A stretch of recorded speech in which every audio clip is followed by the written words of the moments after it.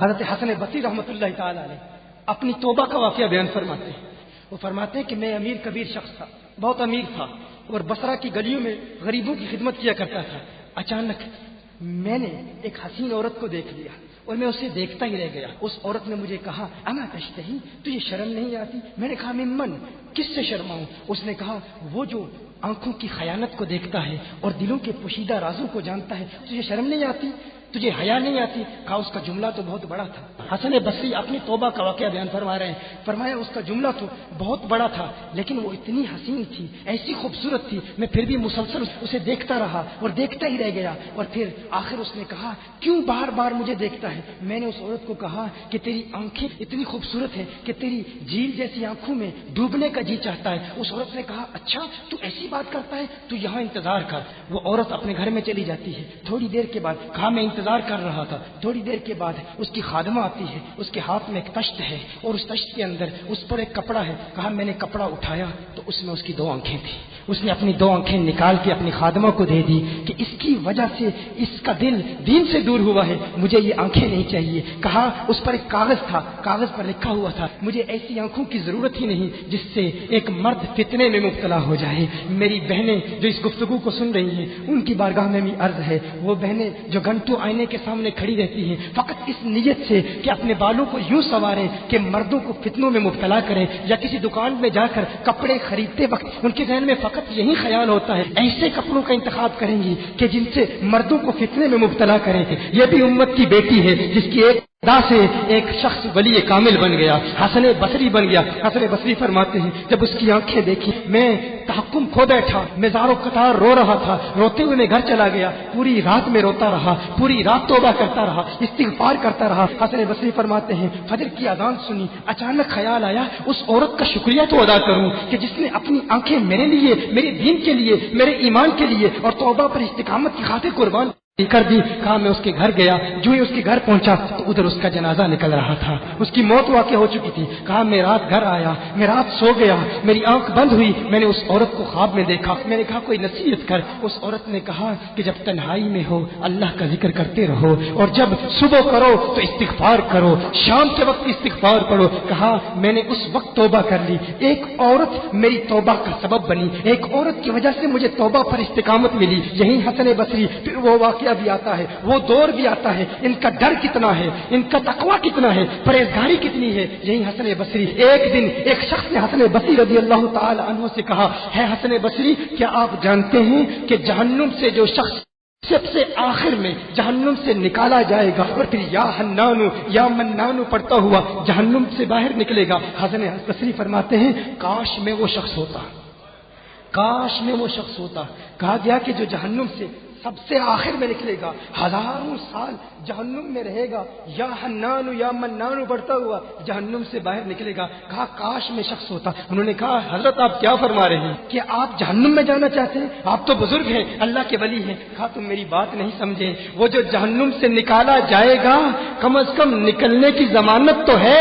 اس سے یہ تو پتا چل رہا ہے کہ ایمان پر موت واقع ہوگی. مجھے اپنے ایمان کی ضمانت نہیں ہے. میں نے اس لیے کہا کہ اگر مجھے یہ ضمانت بھی مل جائے کہ میں وہ ہوں تو وہ بھی مجھے قبول ہے، کم از کم ایمان تو سلامت لے کے جاؤں. میں کہتا ہوں اللہ فرماتا ہے خوف نہیں ہے، ڈر نہیں ہے. پھر فرماتا ہے یہ ڈرتے بھی ہیں، یہ ڈرتے بھی ہیں. لیکن ان کے ڈر اور ہمارے ڈر میں فرق کیا ہے؟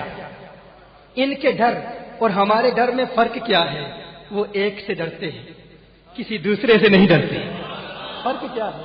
وہ ایک سے ڈرتے ہیں، ایک سے ڈرتے ہیں، کسی دوسرے سے نہیں ڈرتے. ہم اس ایک سے نہیں ڈرتے، اسی لیے ہر ایک سے ڈرتے. یہ فرق ہے. ہم اس ایک سے نہیں ڈرتے، اسی لیے ہر ایک سے ڈرتے ہیں. اسی لیے کبھی سیاستدانوں کے دروازوں پر دستک دیتے ہیں، کبھی مقتدر لوگوں کے پاس جاتے ہیں، کبھی مخیر لوگوں کو تلاش کرتے ہیں، کبھی مالداروں کو تلاش کرتے ہیں اور ان کے دروازوں پر دھکے کھاتے ہیں. در در دیے در در نالوں در بن جا ایک دھردا. در در دیے در در نالوں در بن جا. در در اب جانتے ہیں اس کا مطلب کیا ہے، اور در کا مطلب بھی کیا ہے. در در دیے در در نالوں در بن جا ایک دردا. چول کتا کیوں خویندائیں در بن وقتا وردا. در بن وقتا وردا. بس اس ایک سے ڈرو، پھر کسی کا ڈر نہیں. پھر کسی کا غم نہیں، پھر کوئی پریشانی نہیں۔ محترم احبا، اللہ کے ولیوں کے قرب کا ایک فائدہ آپ کی گوش گزار کیا، وہ کیا ہے؟ A common objection made by people. You people claim that Data Ali Hajwari gives you Jannah. Is it possible? It is shirk to believe that Data Ali Hajwari gives you Jannah. A lot of people say that. We believe undoubtedly whoever comes to Data Ali Hajwari and makes an intention of repentance, makes an intention of purifying his heart with the blessings of Data Ali Hajwari, Allah Jalla wa Ala will bless him with Jannah in the hereafter. And there is no doubt in this. There is no doubt in this. And we prove that from Quran and from the hadith of the Prophet sallallahu alayhi wa alihi wa sallam. इसमें कोई शक नहीं है। وہ اللہ کی بارگاہ میں عرض کرتے ہیں، مولا اخواننا كانوا يصلون معنا ويصومون معنا ويحجون معنا فادخلتهم النار۔ مولا یہ ہمارے بھائی ہیں، ہمارے پیارے، دیکھتے ہیں کہ ان کے کچھ چاہنے والے ان سے پیار تو بہت کرتے تھے، داتا کی بارگاہ میں حاضر بار بار ہوتے تھے، حاضری کا شرف حاصل کرتے تھے، لیکن کچھ کمزوریوں کی وجہ سے، کچھ گناہوں کی وجہ سے، کچھ بدعمالیوں کی وجہ سے جہنم میں جا رہے ہیں۔ اللہ کے ولی عرض کرتے ہیں، ہے اللہ یہ ہمارے پیارے ہیں، اخواننا كانوا يصلون معنا ويصومون معنا ويحجون معنا، میرے اللہ یہ ہمارے پیارے ہیں، یہ ہماری سنگت میں نمازیں ادا کرتے تھے، ہمارے ساتھ نمازیں ادا کرتے تھے، ہمارے ساتھ حج پر جاتے تھے۔ یا پتہ نہیں کون صلح کلی بیٹھا ہے اور کون ہے جو عقیدے پر پختہ ہے۔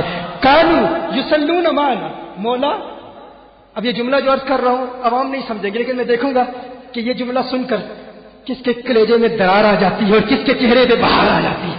میں دیکھوں گا كانوا يصلون معنا ويحجون معنا، كانوا يصلون معنا ويحجون معنا، اور وہاں جا کر بھی یصلون۔ کیا سنا تم نے میں نے کیا کہا؟ میں کچھ باتیں اصحاب اشارت کے لیے ہوتی ہیں، تم مجھے مجبور کر رہے ہو کہ اصحاب صراحت سے بات کروں، تو سن لو۔ کچھ ایسے ہیں جو گستاخوں کے پیچھے نماز ادا کر کے اپنا ایمان برباد کرتے ہیں، اولیاء کہتے ہیں ہے میرے اللہ كانوا يحجون معنا ويصلون معنا ويصومون معنا، مولا یہ اپنے پیر کو دیکھتے ہیں، اپنے مرشد کو دیکھتے تھے، جو ہمارا عقیدہ وہی ان کا عقیدہ۔ اللہ فرماتا ہے اگر تمہاری بارگاہ میں حاضر ہوتے تھے تو جاؤ ان میں سے جس کو پہچانتے ہو جنت میں داخل کر لو، میں تمہیں اجازت دیتا ہوں۔ میں نے کہا جنت ولی کے ہاتھ میں ہے، جسے چاہے عطا کر دے۔ ایک شخص کہتا ہے ارے یہ جنت کی گستاخی ہے کہ ولی کے ہاتھ میں جنت ہے، جسے چاہے عطا کر دے اللہ کے اذن سے۔ ایسے جنت کی توہین نہیں ہوتی۔ میں آپ سے پوچھتا ہوں، ایک بیٹے کے لیے اس کی ایسی ماں جو گنہگار ہے، نہ نماز پڑھتی ہے، نہ روزہ رکھتی ہے، نہ حج کرتی ہے، نہ عبادت کرتی ہے، نہ قرآن پڑھتی ہے، گنہگار ماں ہے، ایک بچے کے لیے اس کی گنہگار ماں کے پاؤں میں جنت ہے یا نہیں؟ اگر ایک بچے کے لیے اس کی گنہگار ماں کے اسی ملت اسلامیہ کو کچھ نام نہاد مسلمان دہشت گردی سے نفی کرنے کی کوشش کر رہے ہیں، ہمارا عام مسلمان اس حوالے سے پریشان ہو جاتا ہے۔ بالخصوص آج کی اس کنونشن میں بڑی تعداد میں کالجز اور یونیورسٹیز کے اسٹوڈنٹس بھی آئے ہوئے ہیں، اور اکثر ای میلز کے ذریعے، سوشل میڈیا کے ذریعے، ایئر وائی کیو ٹی وی کے ذریعے یہ سوالات کیے جاتے ہیں کہ جب ہم قرآن کریم کا مطالعہ کرتے ہیں تو اللہ جل وعلا قرآن کریم میں ارشاد فرماتا ہے اس کتاب میں کوئی شک نہیں ہے، لا ریب فیہ ھدی للمتقین، قرآن میں کوئی شک نہیں ہے۔ لیکن ہم دیکھتے ہیں جب ٹی وی آن کرتے ہیں، نیوز دیکھتے ہیں تو حیران ہو جاتے ہیں، کچھ داڑھیوں والے لوگ، جبوں کبوں والے لوگ انسانیت کا قتل کر رہے ہیں اور اللہ اکبر کی صدائیں بلند کر رہے ہیں، قرآن پیش کر رہے ہیں۔ سورۃ توبہ کی ایک آیت پیش کر کے کہا جاتا ہے اقتلوا المشرکین حیث وجدتموہم، یعنی قتل انسانیت کے لیے بھی قرآن ہی کو پیش کیا جا رہا ہے دلیل کی صورت میں۔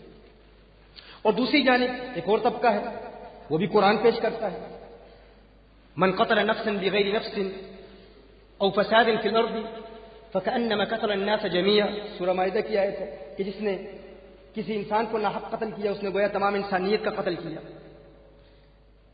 پھر ہم مستشرقین کی تنقید کا مطالعہ کرتے ہیں، ان کے اعتراضات دیکھتے ہیں تو مزید حیران ہو جاتے ہیں۔ ایسے ایسے مستشرقین بھی ہیں جو قرآن کریم میں تعارض تلاش کرتے ہیں، اور کہتے ہیں کہ اللہ قرآن میں ارشاد فرماتا ہے لو کان من عند غیر اللہ لوجدوا فی اختلافا کثیرا، اگر یہ قرآن اللہ کی جانب سے نہ ہوتا تو اس میں تم تعارض دیکھتے، اختلاف دیکھتے، تضاد دیکھتے، تناقض دیکھتے. تو ہم تعارض دیکھ رہے ہیں. مستشرقین تو یہاں تک لکھ دیتے ہیں جب ہم کہتے ہیں کہ حضور اکرم صلی اللہ علیہ وسلم نے ارشاد فرمایا کہ کسی عورت، کسی بوڑھے یا بچے کو قتل نہیں کرنا، ایون ان اسٹیٹ آف وہ، تو یہاں تک کہہ دیا جاتا ہے کہ اقتلوا المشرکین، یہ حکم عام ہے، یہ قطعی حکم ہے. اور لا یخصص القطعی بالظن، قطعی کی تخصیص ظنی سے نہیں ہو سکتی، تو تم خبر الاحاد کے ذریعے اس حکم عام کی تخصیص کر رہے ہو. پھر ہم جواب دیتے ہیں ڈیبیٹس میں، ڈسکشنز میں کہ بھائی اگر قرآن کے قطعی حکم کا مخصص قرآن میں ہی موجود ہو تو حکم عام کی تخصیص ہو جائے تو باقی افراد ظنی ہو جاتے ہیں، اور ظنی کی پھر مزید تخصیص خبر الاحاد سے ممکن ہے. تو خبر الاحاد سے مزید تخصیص ہوتی ہے. ہم دلائل پیش کرتے ہیں، وہ اعتراض کرتے ہیں، لیکن ایک عام مسلم وہ جب دیکھتا ہے وہ کہتا ہے یہ کیا بات ہے کہ دونوں قرآن پیش کر رہے ہیں. ایک قرآن پیش کر کے انسانیت کا قتل کر رہا ہے، دوسرا قرآن کو دلیل بنا کر کہہ رہا ہے کہ ہم حضور اکرم صلی اللہ علیہ وسلم کی تعلیمات امن کا پرچار کر رہے ہیں. اچھا، کچھ باتیں جو آپ کے لیے شاید مزید آسان ہو جائیں، جو آپ کی زندگی پر اپلائی بھی کرتی ہیں. ایک طبقہ کہتا ہے بھائی حضور اکرم صلی اللہ علیہ وآلہ وسلم نور ہیں، وہ بھی قرآن پیش کرتا ہے قد جاءکم من اللہ نور. ایک طبقہ کہتا ہے نہیں فقط بشر ہیں، قل انما انا بشر مثلکم یوحی الی انما الہکم الہ واحد، وہ بھی قرآن پیش کر رہے ہیں. اچھا، ایک شخص کہتا ہے حضور اکرم صلی اللہ علیہ وآلہ وسلم علم غیب نہیں جانتے، فقط اللہ ہی جانتا ہے، قل لا يعلم من في السماوات والغیب الا اللہ. اور دوسرا طبقہ کہتا ہے بھائی ہم بھی قرآن پیش کرتے ہیں. سورہ آل عمران میں ارشاد فرمایا وما كان الله ليطلعكم على الغيب ولكن الله يجتبي من رسله من يشاء. اللہ جل وعلا ہر ایک کو علم غیب نہیں عطا فرماتا مگر اپنے پیارے رسولوں میں سے. یجتبی من رسله من يشاء، چن لیتا ہے جسے چاہتا ہے علم غیب عطا فرما دیتا ہے. سورہ جن میں ارشاد فرمایا عالم الغیب فلا یظہر علی غیبہ احد الا من ارتضى من رسول، کہ غیب کا جاننے والا ہر ایک کو اپنے غیب سے، خاص غیب سے آگاہ نہیں کرتا، لیکن اپنے رسولوں میں سے جس سے راضی ہو جاتا ہے اسے علم غیب عطا فرما دیتا ہے. وما هو علی الغیب بدنین، قرآن سے علم غیب مصطفیٰ ثابت ہے. وعلمک ما لم تکن تعلم وکان فضل اللہ علیک عظیما. تو دونوں قرآن پیش کر رہے ہیں. اچھا، ایک کہہ رہا ہے وسیلہ اختیار کرنا ناجائز ہے، وہ بھی قرآن پیش کر رہا ہے. کچھ لوگ کہہ رہے ہیں بھائی ہم بھی قرآن پیش کرتے ہیں یا ایھا الذین آمنوا اتقوا اللہ وابتغوا الیہ الوسیلہ. دونوں جانب سے قرآن کریم کی آیت پیش کی جا رہی ہے. کوئی کہتا ہے حضور اکرم صلی اللہ علیہ وآلہ وسلم قبر انور میں زندہ نہیں ہے، انک میت، قرآن پیش کر رہے ہیں. دوسرا طبقہ کہہ رہا ہے ولا تقولوا لمن يقتل في سبيل الله اموات بل احیاء، وہ بھی قرآن پیش کر رہے ہیں. اگر شہید زندہ ہے تو حضور اکرم صلی اللہ علیہ وسلم زندہ کیوں نہیں ہے؟ تو ایک عام شخص جو قرآنی علوم و فنون نہیں پڑھتا وہ ایک ذہنی خلش و ارتباک کا شکار ہو جاتا ہے. وہ کہتے ہیں قرآن تو کہتا ہے لا ریب فیہ، قرآن میں کوئی شک ہی نہیں ہے، لیکن اپیرنٹلی بظاہر تعارض نظر آ رہا ہے. So some people say that you claim that there is no doubt in the Quran, there is no contradiction in the Quran. One who recites Quran will be guided on the right path. But here apparently we see a lot of contradiction. A lot of people are killing humanity and they're using Quran. And many people are saying that we should save humanity. We should protect the lives of innocent people. And they also present the Quran. And the Quran says, La rayba fihi hudan lil muttaqin. There is no doubt in the Quran. Quran میں کوئی شک ہی نہیں ہے. تو ہم شک میں کیوں مبتلا ہو گئے؟ اس حوالے سے سب سے پہلے جس طرح مجھے بتایا گیا ہے کہ بڑی تعداد میں علماء اور طلاب العلم موجود ہیں، تو قرآن کریم کی اس آیہ کریمہ پر تھوڑا غور کر لیتے ہیں. لا ریب فیہ ھدی للمتقین، یہ لا ریب فیہ ہر ایک کے لیے نہیں ہے. قرآن میں کوئی شک نہیں. قرآن میں شک نہ ہونے کی دلیل کیا ہے، علت کیا ہے؟ لا ریب فی نہیں ہے اس میں کوئی شک۔ اب طلاب العلم سے گزارش کروں گا تھوڑا سا آپ غور کریں گے، روش ادراک میں میرے ساتھ چلیں گے تو انشاءاللہ لطف آئے گا۔ ہر بات عوام الناس کے لیے نہیں، کچھ طلاب کے لیے ہے اور کچھ عوام کے لیے، انشاءاللہ تعالی سب کی طبیعتوں کی ضیافت کے لیے کچھ نہ کچھ عرض کروں گا انشاءاللہ۔ یہ لا نفی جنس کا ہے، ریب اس کا اسم ہے، فی جار مجرور، بلکہ حضور شرف قادری رحمہ اللہ وہ تو فرماتے ہیں جار مجرور نہیں کہنا چاہیے، جار بھی واسطہ مجرور، یہ متعلق ہے، اس کا متعلق ثابت، اس میں ہوا ضمیر مرفوع محل متصل، یہ ذل حال ہے۔ اور بھی ترکیبیں ہوں گی، میں یہ ترکیب پیش کر رہا ہوں۔ یہ ہدن کیا ہے؟ ہدن حال واقع ہو رہا ہے، نہیں ہے اس میں کوئی شک اس حال میں کہ یہ ہدایت ہے متقین کے لیے، نہیں ہے اس میں کوئی شک اس حال میں کہ یہ ہدایت ہے متقین کے لیے۔ امام نصفی فرماتے ہیں متقین سے مراد یہاں اولیاء اللہ ہے۔ کیوں فرماتے ہیں؟ اس پر بھی دلیل پیش کریں۔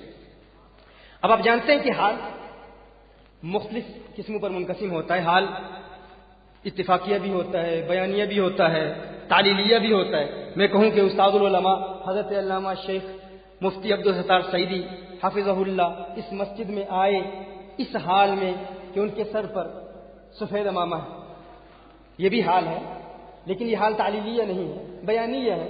میں نے بیان کیا حضرت تشریف لائے اس حال میں کہ ان کے سر پر سفید امامہ ہے۔ اچھا میں کہوں حضرت علامہ عبدالستار سعیدی صاحب حافظہ اللہ بہت بڑے عالم ہیں، بہت بڑے مدرس ہیں، اس حال میں کسی بڑے اسٹوڈنٹ کا نام بتا دو، ہزاروں اسٹوڈنٹ ہیں، اللہ اکبر۔ میں کہتا ہوں حضرت علامہ حافظ عبدالستار سعیدی صاحب حافظہ اللہ بہت بڑے مدرس ہیں، اس حال میں کہ مفتی رمضان سیالوی ان کے شاگرد ہیں۔ اب یہ کیا ہے؟ یہ حال تعلیلیہ ہے، یعنی ان کے بڑے مدرس ہونے کی علت یہ ہے، دلیل یہ ہے، مفتی رمضان سیالوی صاحب کو دیکھ لیں۔ آپ سمجھ رہے ہیں نا کیا عرض کر رہا ہوں؟ لیکن میں کہہ رہا ہوں فلاں شخص بہت بڑا آرکیٹیکٹ ہے، بہت بڑا ماہر تعمیرات ہے، بہت بڑا معمار ہے، آرکیٹیکٹ ہے، اس حال میں کہ اس کی فلاں بلڈنگ کو دیکھ لیں، تو اس کا مطلب یہ حال تعلیلیہ ہے، بیانیہ نہیں ہے، اتفاقیہ نہیں ہے، تعلیلیہ ہے۔ یعنی ارشاد فرماتا ہے لا ریب فیہ ھدی للمتقین، نہیں ہے اس میں کوئی شک اس حال میں کہ یہ ہدایت ہے اولیاء اللہ کے لیے، یعنی قرآن میں شک نہ ہونے کی علت یہ ہے کہ یہ ولیوں کو ہدایت دیا کرتا ہے۔ قرآن میں شک نہ ہونے کی دلیل یہ ہے کہ اولیاء اللہ قرآن پڑھ کر ہدایت حاصل کرتے ہیں، یعنی شک نہ ہونا یہ ہر ایک کے لیے نہیں ہے، لا ریبہ ہر ایک کے لیے نہیں ہے۔ جو کہتے ہیں بھائی تعارض ہے، کنٹرڈکشن ہے، دیکھیے وہاں پر بھی علماء ہیں، یہاں بھی علماء ہیں۔ حضور اکرم صلی اللہ علیہ وسلم کو نور ماننے والے بھی قرآن پیش کر رہے ہیں، حضور اکرم صلی اللہ علیہ وسلم کو فقط بشر ماننے والے بھی قرآن ہی پیش کر رہے ہیں، اور پھر حضور اکرم صلی اللہ علیہ وآلہ وسلم کے لیے جو لوگ علم غیب مانتے ہیں وہ بھی قرآن پیش کرتے ہیں، جو کہتے ہیں یہ شرک ہے وہ بھی قرآن پیش کرتے ہیں، حضور اکرم صلی اللہ علیہ وسلم کی حیات کے جو قائل ہیں وہ بھی قرآن پیش کرتے ہیں، جو حضور اکرم صلی اللہ علیہ وسلم کی حیات کے منکر ہیں وہ بھی قرآن پیش کر رہے ہیں۔ ہر طبقہ جب قرآن پیش کر رہا ہے، قرآن کہتا ہے لا ریب فیہ، اس میں کوئی شک ہی نہیں ہے، اور دوسری جانب ہم دیکھتے ہیں کچھ ایسے نام نہاد مسلمان جو حصول دنیا کی پاداش میں دولت حاصل کرنے کے لیے جہاد جیسے مقدس نام پر چند نوجوانوں کو اپنی بھٹی کا ایندھن بنانے کے لیے خود کش حملوں پر آمادہ کرتے ہیں، وہ بھی قرآن پیش کر رہے ہیں، اور امن کا پرچار کرنے والے بھی قرآن پیش کر رہے ہیں۔ قرآن کہتا ہے لا ریب فیہ ھدی للمتقین، اس میں کوئی شک ہی نہیں ہے، اور شک نہیں ہے تو ہم شک میں مبتلا کیوں ہو گئے؟ دلیل دیکھو، اولیاء اللہ کو دیکھو، اولیاء اللہ کے نظریات میں کوئی تعارض نہیں، اللہ کے ولیوں کے اعتقادات میں کوئی کنٹرڈکشن نہیں، کوئی تناقض نہیں۔ آج کے بعد کبھی ذہنی خلش و تشویش و ارتباک کا شکار نہیں ہونا، لا ریب فیہ مکمل پڑھنا، ھدی للمتقین، نہیں ہے اس میں کوئی شک اس حال میں کہ یہ ہدایت ہے اولیاء اللہ کے لیے، یہ ہدایت ہے اللہ کے ولیوں کے لیے۔ آج کے بعد شیطان اگر ذہن میں یہ وسوسہ پیدا کرے بھائی وہاں بھی علماء ہیں، یہاں بھی علماء ہیں، وہاں بھی بڑے بڑے مدرسین، یہاں بھی بڑے بڑے مدرسین، وہاں بھی بڑے بڑے شیخ الحدیث، یہاں بھی بڑے بڑے شیخ الحدیث، اچھا وہاں بڑے بڑے مدارس ہیں، ان کے بھی لوگ بڑی تعداد میں فارغ التحصیل ہوتے ہیں، بڑے بڑے علماء تیار کرتے ہیں، درس نظامی کی کتابوں کے حاشیے ان لوگوں کے بھی بہت زیادہ ہیں۔ جب ہم یہ دیکھتے ہیں کہ بڑے بڑے علماء وہاں موجود ہیں تو اللہ نے قرآن میں جواب ارشاد فرما دیا، ان کے مدارس کو نہ دیکھو، ان کے علماء کو نہ دیکھو، اگر تم حق اور باطل کے مابین حد امتیاز دیکھنا چاہتے ہو، حد فاصل دیکھنا چاہتے ہو، حق پر کون ہے، باطل پر کون ہے، کون قرآن پڑھ کر گمراہ ہو جاتا ہے، کون قرآن پڑھ کر ہدایت کی راہوں پر گامزن ہو جاتا ہے، قرآن خود کہتا ہے، سورہ بقرہ میں فرمایا یضل بہ کثیرا ویہدی بہ کثیرا، بیشتر لوگ ایسے ہیں جو قرآن پڑھ کر گمراہ ہو جاتے ہیں، بے شمار لوگ ایسے ہیں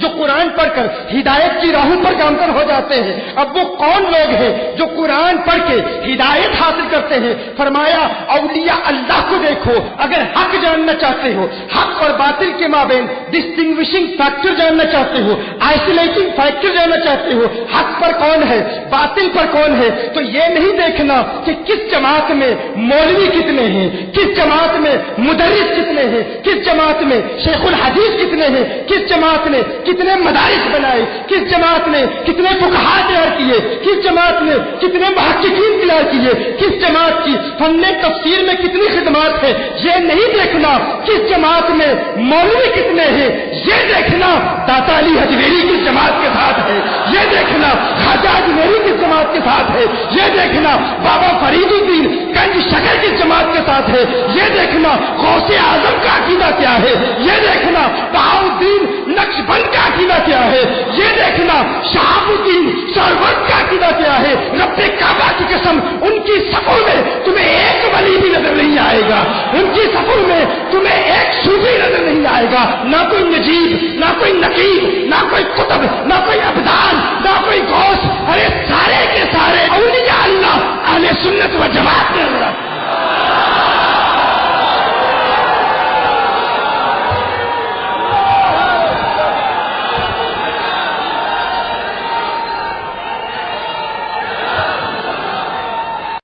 یہ کیوں فرمایا ہدی للمتقین، یا ایھا الذین آمنوا اتقوا اللہ وکونوا مع الصادقین؟ یہاں صوفیاء نے بڑی عجیب و غریب بات کی ہے، وہ فرماتے ہیں صادقین سے مراد بھی اولیاء اللہ ہے، علماء کا اس میں اختلاف ہے، صوفیاء فرماتے ہیں صادقین سے مراد بھی اولیاء ہے، یعنی اللہ کے ولیوں کو قرب اختیار کرنا۔ کیوں؟ وہ کہتے ہیں اس میں ہر چند کے، جب میں اولیاء کہتا ہوں یاد رکھیے اس سے مراد یہ ہے کہ اولیاء بھی علماء ہوتے ہیں، وہ پہلے عالم بنتے ہیں پھر ولی بنتے ہیں۔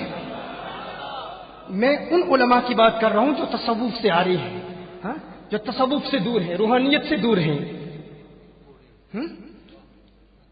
ہاں کورے۔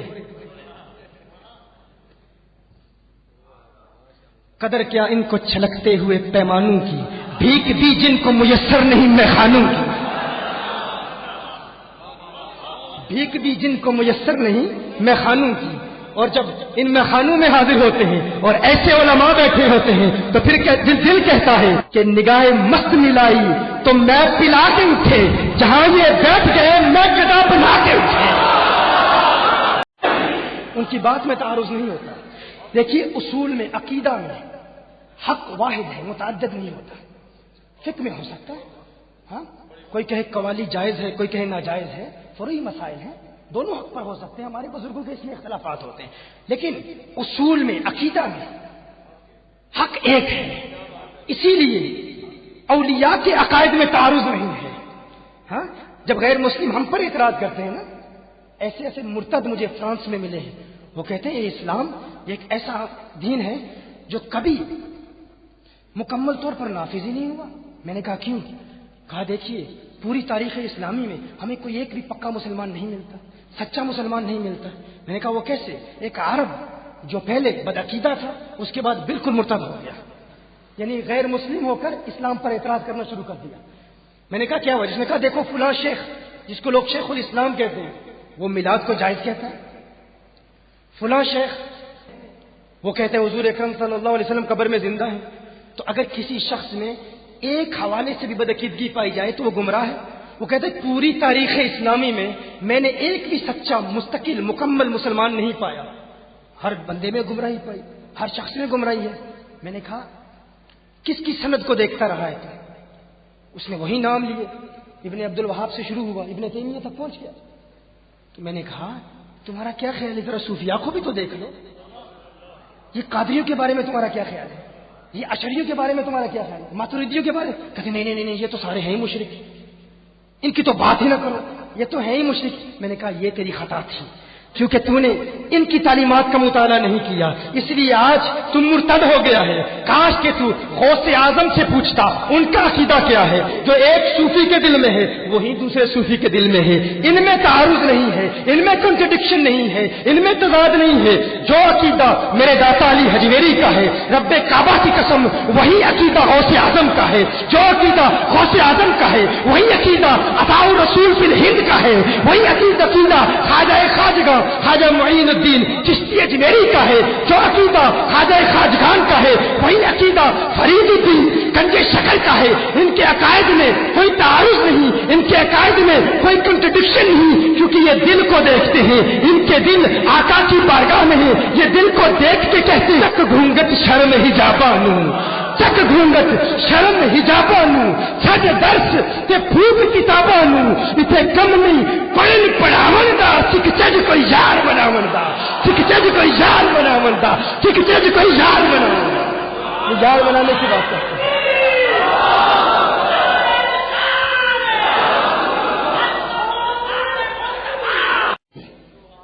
آج کے بعد میں تمام کالجز اور یونیورسٹیز کے جتنے بھی اسٹوڈنٹس آئے ہوئے ان سے یہی عرض کروں گا، آج کے بعد اگر عقیدہ سمجھنا ہے اولیاء کی کتابیں پڑھیں، انشاءاللہ دودھ کا دودھ پانی کا پانی ہو جائے گا۔ اچھا، یہ اولیاء اللہ کے یہ پیارے، چونکہ یہ کبھی جھوٹ تو بولتے نہیں ہیں، صادقین، ان کے عقائد میں تعارض کیوں نہیں ہے؟ کیونکہ انہیں کے متعلق اللہ ارشاد فرماتا ہے نا، الا ان اولیاء اللہ لا خوف علیہم ولا هم يحزنون، خبردار یہ اللہ کے پیارے، انہیں نہ ڈر ہے نہ غم ہے۔ ہاں، پھر خبردار کر رہا ہے نا، الا ان اولیاء اللہ، الا حرف تنبیہ ہے، ان تحقیق کے لیے، اولیاء اللہ پھر جملہ اسمیہ ہے، مزید تحقیق در تحقیق در تحقیق، خبردار ہوشیار، یہ نہ ڈرتے ہیں نہ غمگین ہوتے ہیں، نہ انہیں کسی کا ڈر ہے نہ غم ہے۔ اچھا، یہاں ایک بات ذہن میں آتی ہے کہ اللہ، اولیاء اللہ کسی سے ڈرتے نہیں، یہ ہمیں کیوں ارشاد فرما رہا ہے؟ اس کا ہماری صحت پر کیا اثر پڑتا ہے اللہ اگر اولیاء ڈرتے نہیں تو اس کا ہماری زندگی پر کیا اثر پڑتا ہے؟ ہمیں کیوں بتایا جا رہا ہے کہ اولیاء اللہ کسی سے ڈرتے نہیں، اور خبردار بھی کر رہا ہے، خبردار ہوشیار۔ آپ کسی خطرناک موڑ سے گزر رہے ہوں نا، ایک بورڈ لگا ہوتا ہے خبردار، خطرناک موڑ ہے، اسے اگنور نہ کرنا، کہ ایسا نہ ہو کہ اپنی گاڑی کی تیز رفتاری پر ناز کرتے ہوئے میں بڑا اچھا ڈرائیور ہوں، گاڑی کی تیز رفتاری یعنی وہ جلد بازی میں سجدے، وہ قرآن کی قراتیں، وہ تبلیغیں، وہ تقریریں، وہ خطاب، مجھے کیا کسی کی ضرورت، میری گاڑی بڑی اچھی ہے، ہاں میں اچھا ڈرائیور ہوں، بہت اچھی گاڑی چلاتا ہوں۔ خطرناک موڑ آ جائے تو خبردار کیا جاتا ہے، کہیں ایسا نہ ہو کہ تو اپنی گاڑی کی تیز رفتاری پر ناز کر رہا ہو، اپنی ڈرائیوری پر ناز کر رہا ہو، اور اس خطرناک موڑ پر تو نے احتیاط نہ کی تو تیری گاڑی بھی گرے گی، تو بھی برباد ہو جائے گا، تو بھی مر جائے گا۔ الا ان اولیاء اللہ لا خوف علیہم ولا هم يحزنون، خبردار کہیں ایسا نہ ہو کہ داتا دربار کے قریب سے گزرتے ہوئے تمہارے دل میں یہ خیال گزرے، میں نمازی ہوں، میں روزے دار ہوں، میں مبلغ ہوں، میں تبلیغ کرتا ہوں، میں عالم ہوں، مجھے اس داتا کے احترام کی کیا ضرورت؟ کہا نہیں، خبردار ہوشیار، نمازیں منہ پہ ماری جائیں گی، اگر داتا کا احترام نہ کیا تو تباہ و برباد ہو جائے گا۔ دیکھیں غوث اعظم پیران پیر حضرت نظام الدین اولیاء رحمۃ اللہ تعالی ارشاد فرماتے ہیں، وہ فرماتے ہیں کہ ایک شخص غوث اعظم کی بارگاہ میں حاضر ہوا، غوث اعظم کی خانقاہ میں حاضر ہوا، دیکھتا ہے غوث اعظم کی خانقاہ میں ایک شخص، اس کی ہڈیاں ٹوٹی ہوئی، ہاتھ پاؤں ٹوٹے ہوئے، تڑپ رہا ہے غوث اعظم کی بارگاہ میں، خانقاہ میں۔ غوث اعظم باہر تشریف لاتے ہیں، وہ غوث اعظم سے عرض کرتا ہے غوث پاک، آپ تو سب کی مدد کیا کرتے ہیں، یہ شخص آپ کی خانقاہ میں تڑپ رہا ہے، اس کی مدد کیوں نہیں فرماتے؟ غوث اعظم نے ارشاد فرمایا، یہ تو جان لو کہ یہ کیوں تڑپ رہا ہے، یہ کیوں تکلیف میں ہے۔ غوث اعظم نے فرمایا تین ابدال میری خانقاہ کے اوپر سے پرواز کر رہے تھے، اڑ رہے تھے۔ ابدال میری خانقاہ کے اوپر پرواز کر رہے تھے، اڑ رہے تھے۔ دو ابدالوں نے احتراماً راستہ تبدیل کر لیا، ایک دائیں جانب چلا گیا، ایک بائیں جانب چلا گیا۔ غوث کی خانقاہ ہے، اس کا احترام ضروری ہے، کہا ایک دائیں جانب چلا گیا، ایک بائیں جانب چلا گیا۔ اسے ناز تھا اپنے تصوف پر، اپنی روحانیت پر۔ اس نے کہا میں کیوں احترام کروں، میں خود ابدال ہوں۔ میری خانقاہ کے اوپر پرواز کرنے کی کوشش کی، اڑ رہا تھا، گرا، اور یہ اس کی حالت ہے۔ یہ عذاب ہے غوث کی توہین کا۔ میں کہتا ہوں، یہ جملہ سن لیجئے گا، میں کہتا ہوں اگر آسمان میں اڑنے والا ابدال غوث کی توہین کرے، اس کی یہ حالت ہوتی ہے، زمین میں رینگنے والے کیڑے تو توہین کرے گا تو کیا حاصل ہوگا؟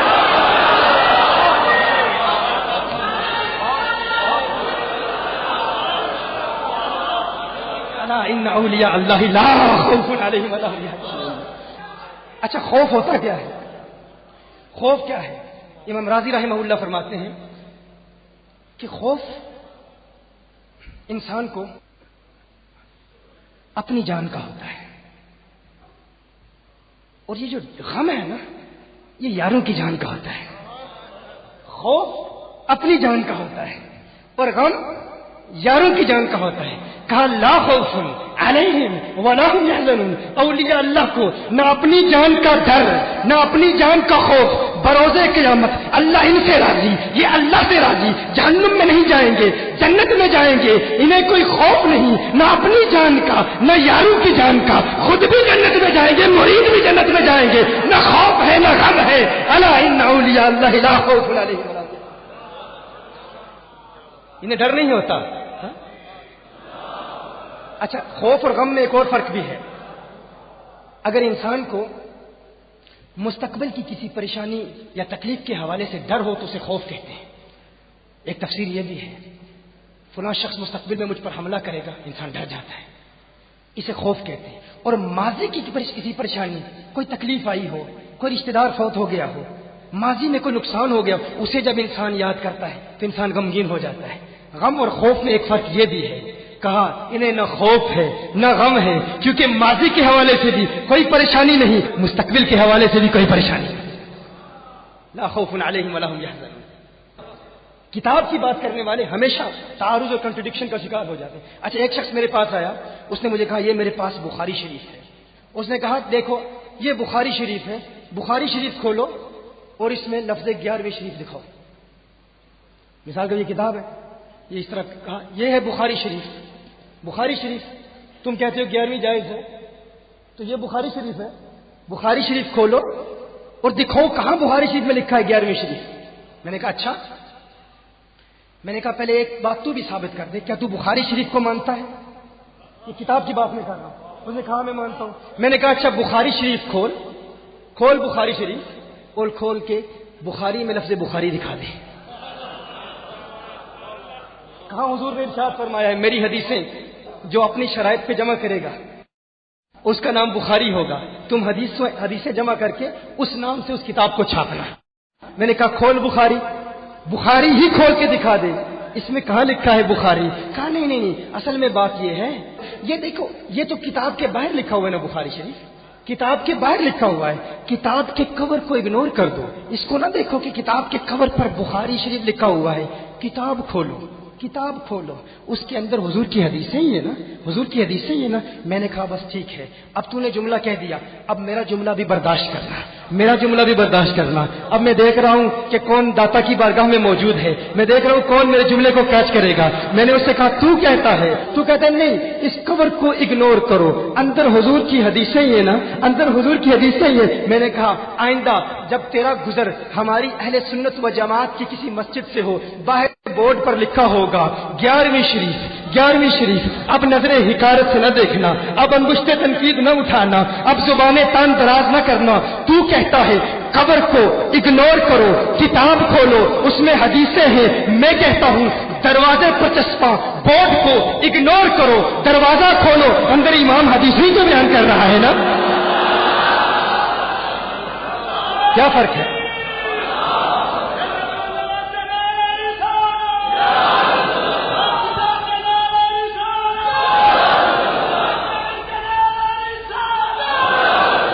اس نے کہا نہیں،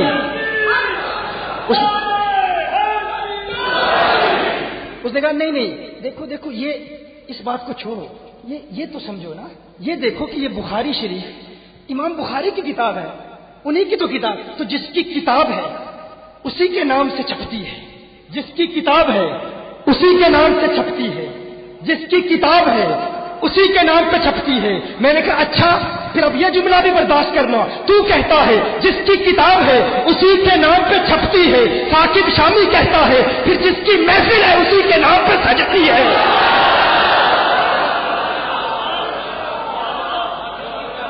جس کی محفل ہے پھر اسی کے نام پہ سجتی ہے. لا خوف علیہم ولا هم يحزنون. اچھا ان کی بارگاہ میں حاضری کا فائدہ کیا ہے؟ یہ ڈرتے کسی سے نہیں، یہ کسی سے نہیں ڈرتے. علماء حق بیان کر رہے ہیں یہ اسی کا اثر ہے. تو فرمایا لا خوف علیہم ولا هم يحزنون. پھر فرمایا الذین آمنوا وکانوا یتقون. فرمایا یہ ایمان والے ہیں اور ڈرتے بھی ہیں. پہلے فرمایا نہیں ڈرتے، پھر فرمایا ڈرتے بھی ہیں. اچھا تقوی کا صلہ اگر اللہ ہو تو اس سے مراد ہوتا ہے ڈرنا، غیر اللہ ہو تو مراد ہوتا ہے بچنا. غیر اللہ، اچھا اس سے قبل بتا دو. فرمایا ڈرتے ہیں. اب پہلے فرمایا نہیں ڈرتے تو یہ بھی بتا دو یہ ڈرتے بھی ہیں. ان کے ڈر کا عالم کیا ہے، یہ کتنا ڈرتے ہیں. حضرت بایزید بستامی رحمۃ اللہ تعالی علیہ آپ کی بارگاہ میں ایک شخص حاضر ہوا، عرض کرتا ہے ہمارے شہر میں بارش نہیں ہو رہی، آپ اللہ کے ولی ہیں، آپ دعا فرمائیں بارش ہو جائے. بایزید بستامی رحمۃ اللہ تعالی علیہ پر رکت طاری ہو گئی، رونے لگے. رو کے کہتے ہیں جس شہر میں گنہگار نافرمان ہو اس شہر میں اللہ کی رحمت کی بارش نہیں برستی. میں گنہگار ہوں، میری وجہ سے بارش نہیں ہو رہی، میں شہر چھوڑ کے چلا جاؤں گا، بارش ہو جائے گی. حضرت بایزید بستامی رحمۃ اللہ تعالی علیہ کے لبوں سے یہ جملے نکلے، یہ کلمات صادر ہوئے تیری دعا نہ اثر سے کبھی ملول ہوئی، ادھر زبان سے نکلی ادھر قبول ہوئی. یہ جملہ نکلنا تھا. ادھر بایزید بستامی رحمۃ اللہ تعالی علیہ شہر سے باہر جاتے ہیں، اللہ کو یہی بات پسند آ گئی، وہ باہر جاتے ہیں بارش کی برسات شروع ہو جاتی ہے. ڈرتے اتنا ہے. تقوی کا عالم کہ خود کو سب سے زیادہ گنہگار سمجھتے ہیں. کسی نے کہا کہ میری بیل کی دم اچھی ہے یا آپ کی داڑھی اچھی ہے؟ بایزید بستامی فرماتے ہیں اگر میری نجات ہو گئی میری داڑھی بہتر ہے وگرنہ تیرے بیل کی دم ہی بہتر ہے. یہ خوف ہے، یہ ڈر ہے. ایک مرتبہ بایزید بستامی رحمۃ اللہ تعالی علیہ کا گزر ایک گلی سے ہو رہا ہے، کسی نے اوپر سے کچرا پھینک دیا، مٹی پھینک دی غلطی سے. بایزید بستامی رحمۃ اللہ تعالی علیہ اللہ کی بارگاہ میں عرض کرتے ہیں ہے اللہ یہ جسم تو آگ برسائے جانے کے لائق تھا، ابھی تک خاک ہی برس رہی ہے. یہ تقویٰ ہے، یہ ڈر ہے. اس قدر ڈر، اس قدر خوف. غوث اعظم کا خوف کتنا ہے. غوث اعظم اللہ کی بارگاہ میں دعا کرتے ہیں میرے اللہ اگر آخرت میں عذاب کا مستحق ہوا تو مجھے اندھا اٹھانا، نیکوں کے سامنے بڑی شرمندگی ہوگی. یہ ڈر ہے غوث پاک کا، یہ خوف ہے غوث پاک کا. یہ ڈرتے ہیں، کس قدر ڈرتے ہیں. لیکن ان کے ڈر میں اور ہمارے ڈر میں فرق کیا ہے وہ فرق واضح کروں گا. حضرت حسن بصری رحمۃ اللہ تعالی علیہ اپنی توبہ کا واقعہ بیان فرماتے ہیں. وہ فرماتے ہیں کہ میں امیر کبیر شخص تھا، بہت امیر تھا اور بصرہ کی گلیوں میں غریبوں کی خدمت کیا کرتا تھا. اچانک میں نے ایک حسین عورت کو دیکھ لیا اور میں اسے دیکھتا ہی رہ گیا. اس عورت نے مجھے کہا اما تشتہی، تو یہ شرم نہیں آتی؟ میں نے کہا ممن، کس سے شرماؤں؟ اس نے کہا وہ جو آنکھوں کی خیانت کو دیکھتا ہے اور دلوں کے پوشیدہ رازوں کو جانتا ہے، تجھے شرم نہیں آتی؟ تجھے حیا نہیں آتی؟ کہا اس کا جملہ تو بہت بڑا تھا. حسن بصری اپنی توبہ کا واقعہ بیان فرما رہے ہیں. فرمایا اس کا جملہ تو بہت بڑا تھا لیکن وہ اتنی حسین تھی، ایسی خوبصورت تھی، میں پھر بھی مسلسل اسے دیکھتا رہا اور دیکھتا ہی رہ گیا. اور پھر آخر اس نے کہا کیوں بار بار مجھے دیکھتا ہے؟ میں نے اس عورت کو کہا کہ تیری آنکھیں اتنی خوبصورت ہے کہ تیری جھیل جیسی آنکھوں میں ڈوبنے کا جی چاہتا ہے. اس عورت نے کہا اچھا تو ایسی بات کرتا ہے تو یہاں انتظار کر. وہ عورت اپنے گھر میں چلی جاتی ہے. تھوڑی دیر کے بعد کہا میں انتظار کر رہا تھا. تھوڑی دیر کے بعد اس کی خادمہ آتی ہے. اس کے ہاتھ میں ایک تشت ہے اور اس تشت کے اندر اس پر ایک کپڑا ہے. کہا میں نے کپڑا اٹھایا تو اس میں اس کی 2 آنکھیں تھیں. اس نے اپنی 2 آنکھیں نکال کے اپنی خادمہ کو دے دی کہ اس کی وجہ سے اس کا دل دین سے دور ہوا ہے, مجھے یہ آنکھیں نہیں چاہیے. کہا اس پر ایک کاغذ تھا, کاغذ پر لکھا ہوا تھا مجھے ایسی آنکھوں کی ضرورت ہی نہیں جس سے ایک مرد فتنے میں مبتلا ہو جائے. میری بہنیں جو اس گفتگو کو سن رہی ہیں ان کی بارگاہ میں بھی عرض ہے, وہ بہنیں جو گھنٹوں آئینے کے سامنے کھڑی رہتی ہیں فقط اس نیت سے کہ اپنے بالوں کو یوں سنواریں کہ مردوں کو فتنوں میں مبتلا کریں, یا کسی دکان میں جا کر کپڑے خریدتے وقت ان کے ذہن میں فقط یہی خیال ہوتا ہے ایسے کپڑوں کا انتخاب کریں گی کہ جن سے مردوں کو فتنے میں مبتلا کریں. یہ بھی امت کی بیٹی ہے جس کی ایک ادا سے ایک شخص ولی کامل بن گیا, حسن بصری بن گیا. حسن بصری فرماتے ہیں جب اس کی آنکھیں دیکھی میں تحکم کھو بیٹھا, میں زارو قطار رو رہا تھا. روتے ہوئے میں گھر چلا گیا, پوری رات میں روتا رہا, پوری رات توبہ کرتا رہا, استغفار کرتا رہا. حسن بصری فرماتے ہیں فجر کی اذان سنی, اچانک خیال آیا اس عورت کا شکریہ تو ادا کروں کہ جس نے اپنی آنکھیں میرے لیے, میرے دین کے لیے, میرے ایمان کے لیے اور توبہ پر استقامت کی خاطر قربان کر دی. کہا میں اس کے گھر گیا, جو ہی اس کے گھر پہنچا تو ادھر اس کا جنازہ نکل رہا تھا, اس کی موت واقع ہو چکی تھی. کہا میں رات گھر آیا, میں رات سو گیا, میری آنکھ بند ہوئی, میں نے اس عورت کو خواب میں دیکھا. میں نے کہا کوئی نصیحت کر. اس عورت نے کہا کہ جب تنہائی میں ہو اللہ کا ذکر کرتے رہو, اور جب صبح کرو تو استغفار کرو, شام کے وقت استغفار پڑھو. کہا میں نے اس وقت توبہ کر لی, ایک عورت میری توبہ کا سبب بنی, ایک عورت کی وجہ سے مجھے توبہ پر استقامت ملی. یہی حسن بصری پھر وہ واقعہ بھی آتا ہے, وہ دور بھی آتا ہے, ان کا ڈر کتنا ہے, ان کا تقوی کتنا ہے, پرہیزگاری کتنی ہے. یہی حسن بصری, ایک دن ایک شخص نے حسن بصری رضی اللہ تعالی عنہ سے کہا ہے حسن بصری کیا آپ جانتے ہیں کہ جہنم سے جو شخص سب سے آخر میں جہنم سے نکالا جائے گا اور پھر یا حنانو یا منانو پڑھتا ہوا جہنم سے باہر نکلے گا. حسن بصری فرماتے ہیں کاش میں وہ شخص ہوتا, کاش میں وہ شخص ہوتا. کہا گیا کہ جو جہنم سے سب سے آخر میں نکلے گا, ہزاروں سال جہنم میں رہے گا, یا حنانو یا منانو پڑھتا ہوا جہنم سے باہر نکلے گا. کہا کاش میں شخص ہوتا. انہوں نے کہا حضرت آپ کیا فرما رہے ہیں کہ آپ جہنم میں جانا چاہتے ہیں, آپ تو بزرگ ہیں, اللہ کے ولی ہیں. کہا تم میری بات نہیں سمجھے, وہ جو جہنم سے نکالا جائے گا کم از کم نکلنے کی ضمانت تو ہے, اس سے یہ تو پتا چل رہا ہے کہ ایمان پر موت واقع ہوگی. مجھے اپنے ایمان کی ضمانت نہیں ہے. میں نے اس لیے کہا کہ اگر مجھے یہ ضمانت بھی مل جائے کہ میں وہ ہوں تو وہ بھی مجھے قبول ہے, کم از کم ایمان تو سلامت لے کے جاؤں. میں کہتا ہوں اللہ فرماتا ہے خوف نہیں ہے, ڈر نہیں ہے, پھر فرماتا ہے یہ ڈرتے بھی ہیں, یہ ڈرتے بھی ہیں. لیکن ان کے ڈر اور ہمارے ڈر میں فرق کیا ہے؟ ان کے ڈر اور ہمارے ڈر میں فرق کیا ہے؟ وہ ایک سے ڈرتے ہیں, کسی دوسرے سے نہیں ڈرتے. فرق کیا ہے؟ وہ ایک سے ڈرتے ہیں, ایک سے ڈرتے ہیں, کسی دوسرے سے نہیں ڈرتے.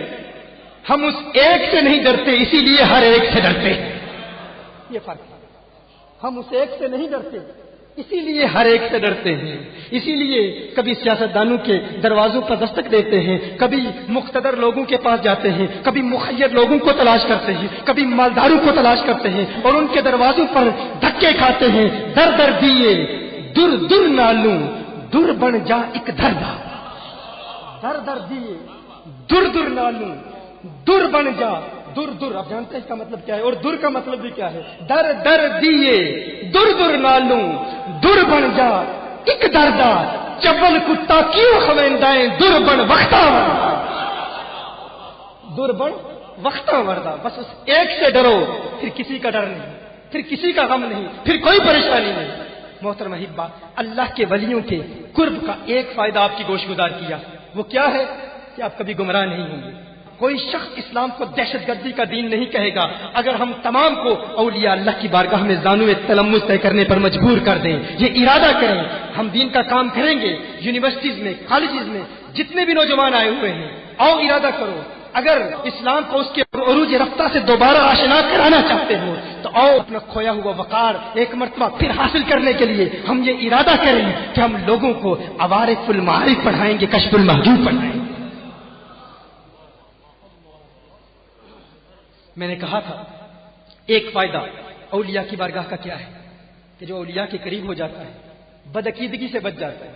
اس کی وجہ سے, اس کی چند ایکٹیویٹیز کی وجہ سے افغانستان مسلمانوں کے ہاتھ سے نہیں جاتا، عراق مسلمانوں کے تحکم سے نہیں جاتا. کیوں گیا ہے؟ کچھ بدعقیدہ نے کچھ ایکٹیویٹیز تو کی ہیں باطل کے علمبرداروں کے لیے، انہیں کچھ بہانے تو چاہیے. سب سے پہلا فائدہ یہ ہے اولیاء کی بارگاہ کا کہ آپ بدعقیدگی سے بچ جائیں گے. دوسرا فائدہ یہ ہے کہ آپ کو معرفت کا نور ملے گا، توبہ پر استقامت ملے گی. دیکھیے ہمارے صوفیاء فرماتے ہیں کہ اللہ کے ولیوں کی بارگاہ میں حاضری کا ایک فائدہ یہ ہے کہ جب انسان اپنا کمزور دل اللہ کے کسی ولی کی بارگاہ میں پیش کر دیتا ہے تو ولی کا قوی دل اس کے کمزور دل پر کچھ ایسے اثرات مرتب کرتا ہے کہ رفتہ رفتہ وہ کمزور دل بھی کبھی سے کبھی تر ہوتا چلا جاتا ہے. اب لوگ کہتے ہیں بھائی یہ بابوں کی باتیں ہیں، بزرگوں کی باتیں ہیں، اس پر کوئی دلیل بھی ہے؟ دلائل تو قرآن و سنت کی روشنی میں بہت ہے. عن ابی ہریرہ رضی اللہ تعالی عنہ قال، حضرت ابو ہریرہ رضی اللہ عنہ روایت فرماتے ہیں کہ ہم نے حضور اکرم صلی اللہ علیہ وسلم کی بارگاہ میں عرض کیا ما لنا اذا كنا عندك رقت قلوبنا وزهدنا في الدنيا وكنا من اهل الاخره. یا رسول اللہ صلی اللہ علیہ وسلم کیا وجہ ہے جب ہم آپ کی بارگاہ میں حاضر ہوتے ہیں، یعنی جب ہم اپنا کمزور دل آپ کے قوی دل کے قریب کر دیتے ہیں تو ہمارے دل کی دنیا بدل جاتی ہے. کیا وجہ ہے؟ کچھ تو وجہ ہے نا. لیکن جس طرح بزرگ فرما رہے ہیں کہ یونیورسٹیز اور کالجز کے لوگ بھی آئے ہیں، وہ جاننا چاہتے ہیں کہ اس پر سائنٹیفک دلائل بھی ہیں. تو آئیے دو چار باتیں آپ کی بارگاہ. Joseph Shelton the biology of transcendence میں یہ بات کرتا ہے. آج کے بعد کوئی کہے کہ یہ داتا علی حجویری کی باتیں ہیں، یہ بابا فرید کی باتیں ہیں، یہ نظام الدین اولیاء کی باتیں ہیں، ہم نہیں مانتے، تو انہیں بتاؤ کاش تم اولیاء اللہ کے محکدے سے فیض حاصل کرتے. جن باتوں تک تمہیں آج رسائی حاصل ہوئی ہے، جن حقائق کو تم آج سمجھے ہو، آج سے سینکڑوں سال پہلے ہمارے اولیاء وہ باتیں بیان کر چکے. جوزف شیلٹن کہتا ہے کہ اگر انسان کے دل کے خلیے، انسان کے ہارٹ سیلز، انسان کے دل کے خلیوں کی ایک خاصیت ہے، ایک اسپیشلٹی ہے کہ اگر آپ انسان کے دل کے خلیوں کو لیبارٹری میں سلائڈ پر رکھیں اور مائکروسکوپ کے ذریعے انسان کے دل کے خلیوں کو دیکھیں، ایک خلیہ رکھیں، وہ ایک خلیہ تھوڑی دیر کے لیے دھڑکے گا، آپ اس کی جنبش دیکھیں گے، آپ اس کی حرکت دیکھیں گے، رفتہ رفتہ اس کی وہ حرکت، بیٹ کرنے کا عمل، اس کی وہ ضرب ختم ہو جائے گی اور پھر اس کی موت واقع ہو جائے گی. کہا یہ انسان کے دل کے خلیے کی خصوصیت ہے. ایک دل کے ایک خلیے کو سلائڈ پر رکھیں، مائکروسکوپ کے ذریعے دیکھیں، لیبارٹری میں آپ دیکھیں گے، تھوڑی دیر کے لیے اس کی حرکت دیکھیں گے، اس کی جنبش دیکھیں گے، لیکن رفتہ رفتہ اس کی موت واقع ہو جائے گی. کہا لیکن اگر دل کے دو خلیوں کو لیبارٹری میں سلائڈ پر رکھیں اور انہیں قریب کر لیں، وہ دو خلیے جب قریب ہوں گے تو آپ دیکھیں گے وہ پہلا خلیہ اس میں حرکت پیدا ہوگی، رفتہ رفتہ ان دونوں کی حرکت سنکرنائز کرے گی، وہ ریدمکلی سنکرنائز کریں گے، ایک ہی ریدم میں، ایک ہی جنبش، ایک ہی بیٹ، ایک ہی ضرب میں ان کی دھڑکن، اس کی حرکت مل جائے گی. کہا جب یہ حرکت ملتی ہے تو وہ قوی خلیہ جو دوسرے سے زیادہ قوی ہوتا ہے وہ کچھ الیکٹرو میگنیٹک ویوز پروڈیوس کرتا ہے. الیکٹرو میگنیٹک ویوز کچھ لہریں پروڈیوس کرتا ہے. وہ لہریں اس کمزور دل کے ایک خلیے پر ایسے اثرات مرتب کرتی ہیں کہ وہ کمزور خلیہ بھی پھر کچھ لہریں پروڈیوس کرتا ہے، پھر وہ دونوں کی لہریں مل جاتی ہیں. اگر ان دونوں خلیوں کو سلائڈ پر قریب رکھو گے تو آپ دیکھو گے پھر وہ ایک ہی لے میں، ایک ہی تناسب میں، ایک ہی وزن میں ان کی حرکت ہوگی اور پھر کسی خلیے کی موت واقع نہیں ہوگی. یہ داتا صاحب کی بارگاہ میں اس دن آیا، حضرت علامہ رمضان سیالوی صاحب بتا رہے تھے یہاں بزرگ بیٹھے ہوتے ہیں باہر اور ہر پیر کا اپنا ایک آستانہ ہے، وہ بیٹھے ذکر اللہ کر رہے ہوتے. کیوں ذکر کر رہے ہوتے؟ اچھا اسی بات کو مارٹن ہاورڈ نے مزید اس پر وضاحت کی ہے. پروفیسر مارٹن ہاورڈ وہ کہتا ہے کہ یہ فقط انسان کے دل کے ایک خلیے کی خصوصیت نہیں ہے. انسان کا مکمل دل، اگر ایک محفل میں ایک قوی دل والا شخص بیٹھا ہو اور اس کے پاس کمزور دل والا شخص بیٹھ جائے اور ان کی سانسیں مل جائیں، پہلے سانسیں ملتی ہیں پھر دل کی دھڑکن ملتی ہے. غور کیجئے ہمارے صوفیاء ذکر کی محفل میں کیوں کہا کرتے ہیں آواز ملا کے، کیونکہ پہلے آواز ملتی ہے پھر دل کی دھڑکن ملتی ہے، پھر وہ قوی دل کمزور دل کو ایسا قوی کرتا ہے کہ وہ کمزور دل بھی قوی سے قوی تر ہوتا چلا جاتا ہے. میں کہتا ہوں سائنسدانوں کاش کہ تم اولیاء اللہ کی بارگاہ میں حاضر ہوتے، اللہ کے پیاروں کی بارگاہ میں زانوں میں تلمس طے کرتے. دل کی ان کیفیات کو تم نے آج سمجھا ہے، انسان کے دل کی خلیوں کی ان بدلتی ہوئی کیفیات اور انسان کے قلب کی ان وارداتوں تک تمہیں آج رسائی حاصل ہوئی ہے۔ کاش کہ تم ماضی کی طرف منہ پھیرتے تو خراسان کے پہاڑوں میں ایک ولی اللہ جس کا نام معین الدین چشتی اجمیری ہے، اللہ کی صدائیں بلند کرتا ہوا داتا کی نگری لاہور میں آتا ہے اور وہ میری نگاہوں کے سامنے چلا گائے خواجہ غریب نواز ہے۔ خواجہ غریب نواز داتا علی حجویری کی بارگاہ میں حاضر ہوتے ہیں، اپنا دل داتا علی حجویری کے دل سے ملاتے ہیں۔ کیوں ملاتے ہیں؟ کیونکہ انسان کے دل کے خلیوں کی جس حقیقت کو تم نے آج سمجھا ہے، انسان کے دل کے خلیوں کی جن وارداتوں کو تم نے آج سمجھا ہے، ہارٹ سیلز کی جو تھیری تم نے آج وضع کی ہے، رب کعبہ کی قسم آج سے سینکڑوں سال پہلے اسی تھیری کے پریکٹیکلز داتا کی نگری لاہور میں میرا خواجہ معین الدین چشتی اپنا دل داتا کے دل سے ملا کے ادا کر چکا ہے۔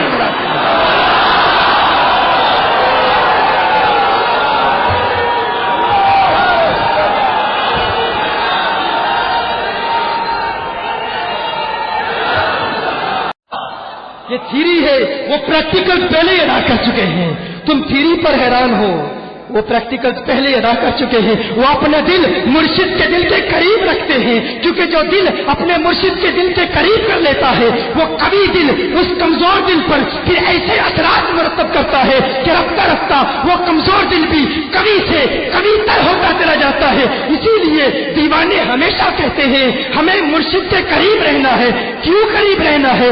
ایک مرتبہ جب قرب مل جاتا ہے ایسی وجدانی کیفیات پیری ہوتی ہے، ایسا کیف ملتا ہے، ایسا سکون ملتا ہے، انسان دنیا کے سارے غم بھول جاتا ہے۔ پھر انسان دل سے کہتا ہے میں اپنی مرشد کی لغت میں سمجھا کہ بچہ اپنی ماں کی آواز بھی سنتا ہے، والد کی آواز بھی سن رہا ہوتا ہے۔ یعنی اگر ماں امید سے ہو تو اس وقت والد اپنی زوجہ پر غصہ نہ کرے، آواز بلند کر کے بات نہ کرے، اس کا اثر بچے کی نفسیات پر ہوتا ہے۔ بچوں میں چڑچڑاپن ہوتا ہے، اس کی وجہ یہ بھی ہوتی ہے ان 9 مہینوں میں ہم سمجھتے ہیں بچوں کی تربیت کا وقت اس وقت شروع ہوتا ہے جب بچہ 12-13 سال کا ہو جاتا ہے۔ نہ، تربیت کا وقت اس وقت شروع ہو جاتا ہے جب آپ کا نکاح ہوتا ہے، ہاں اسی وقت سے شروع ہو جاتا ہے۔ تو یہ بچے کی جب 4.5 ہفتے کا ہوتا ہے تو بچہ ماں کی آواز سنتا ہے۔ ڈاکٹر بینٹ یہ کہتا ہے کہ سب سے زیادہ وہ ماں کے دل کی دھڑکن کو سنتا ہے، اور ماں جو کچھ کہتی ہے کیونکہ وہ بچہ ماں کے دل کی دھڑکن کو سنتا ہے، ماں جو کلام کرتی ہے، کچھ بچے ایسے ہوتے ہیں جو اس کلام کو زبانی یاد کر لیتے ہیں۔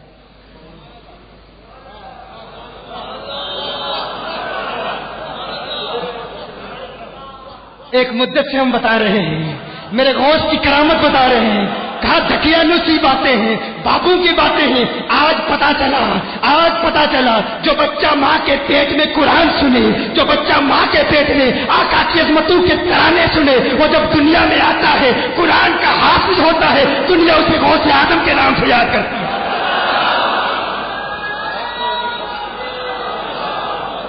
دنیا اسے غوث اعظم کے نام سے یاد کرتی ہے۔ وہ غوث ہوتا ہے، وہ حافظ قرآن ہوتا ہے، وہ قرآن کا حافظ کیسے ہوتا ہے؟ آج پتہ چلا یہ بات قرآن سے بھی ثابت، حضور کے فرمان سے بھی ثابت اور سائنسی تحقیقات سے بھی ثابت ہے۔ ماں کے دل کی دھڑکن ہے نا، یہ بچے کے دل پر ایسے اثرات مرتب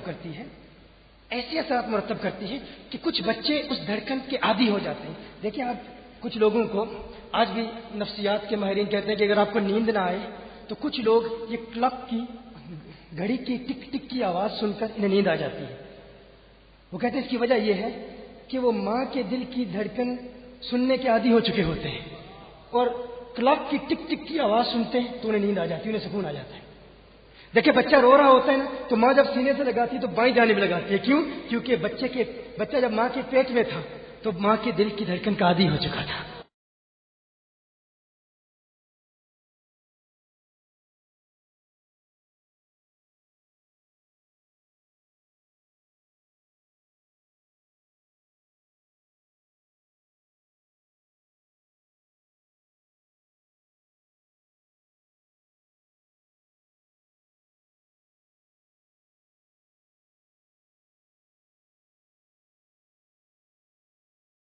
اگر آپ انسان کے دل کے خلیوں کو لیبارٹری میں سلائڈ پر رکھیں اور مائکروسکوپ کے ذریعے انسان کے دل کے خلیوں کو دیکھیں، ایک خلیہ رکھیں، وہ ایک خلیہ تھوڑی دیر کے لیے دھڑکے گا، آپ اس کی جنبش دیکھیں گے، آپ اس کی حرکت دیکھیں گے، رفتہ رفتہ اس کی وہ حرکت، بیٹ کرنے کا عمل، اس کی وہ ضرب ختم ہو جائے گی اور پھر اس کی موت واقع ہو جائے گی۔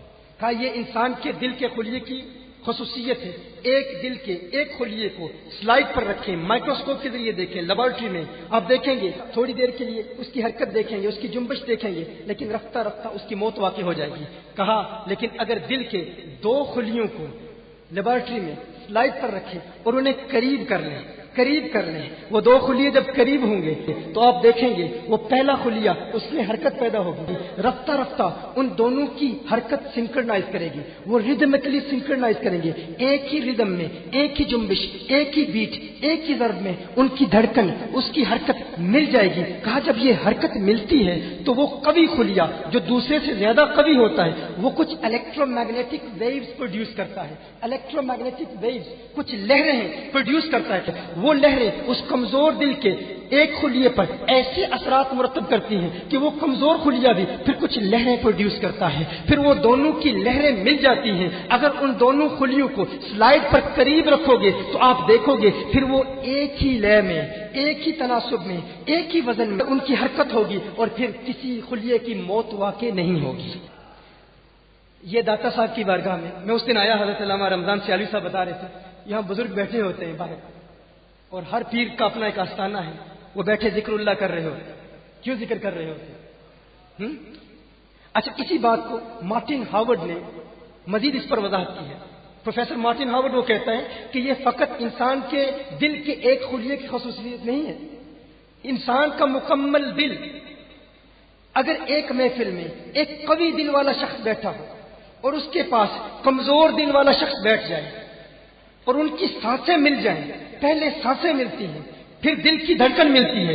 غور کیجئے ہمارے صوفیاء ذکر کی محفل میں کیوں کہا کرتے ہیں آواز ملا کے، کیونکہ پہلے آواز ملتی ہے پھر دل کی دھڑکن ملتی ہے، پھر وہ قوی دل کمزور دل کو ایسا قوی کرتا ہے کہ وہ کمزور دل بھی قوی سے قوی تر ہوتا چلا جاتا ہے۔ میں کہتا ہوں سائنسدانوں، کاش کہ تم اولیاء اللہ کی بارگاہ میں حاضر ہوتے، اللہ کے پیاروں کی بارگاہ میں زانوں میں تلمس طے کرتے، دل کی ان کیفیات کو تم نے آج سمجھا ہے، انسان کے دل کی خلیوں کی ان بدلتی ہوئی کیفیات اور انسان کے قلب کی ان وارداتوں تک تمہیں آج رسائی حاصل ہوئی ہے۔ کاش کہ تم ماضی کی طرف منہ پھیرتے تو خراسان کے پہاڑوں میں ایک ولی اللہ جس کا نام معین الدین چشتی اجمیری ہے، اللہ کی صدائیں بلند کرتا ہوا داتا کی نگری لاہور میں آتا ہے اور وہ میری نگاہوں کے سامنے چل لگائے خواجہ غریب نواز ہے، خواجہ غریب نواز داتا علی حجویری کی بارگاہ میں حاضر ہوتے ہیں، اپنا دل داتا علی حجویری کے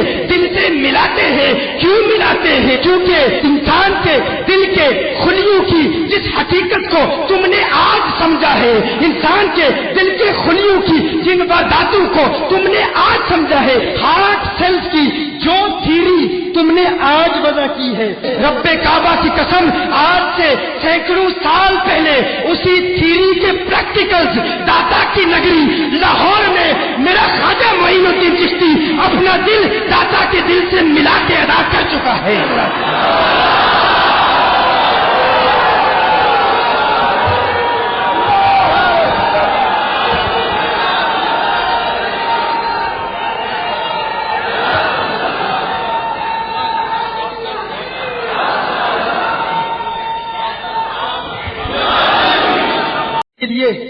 دل ملانے کی ضرورت ہے، دلوں کو قریب کرنے کی ضرورت ہے۔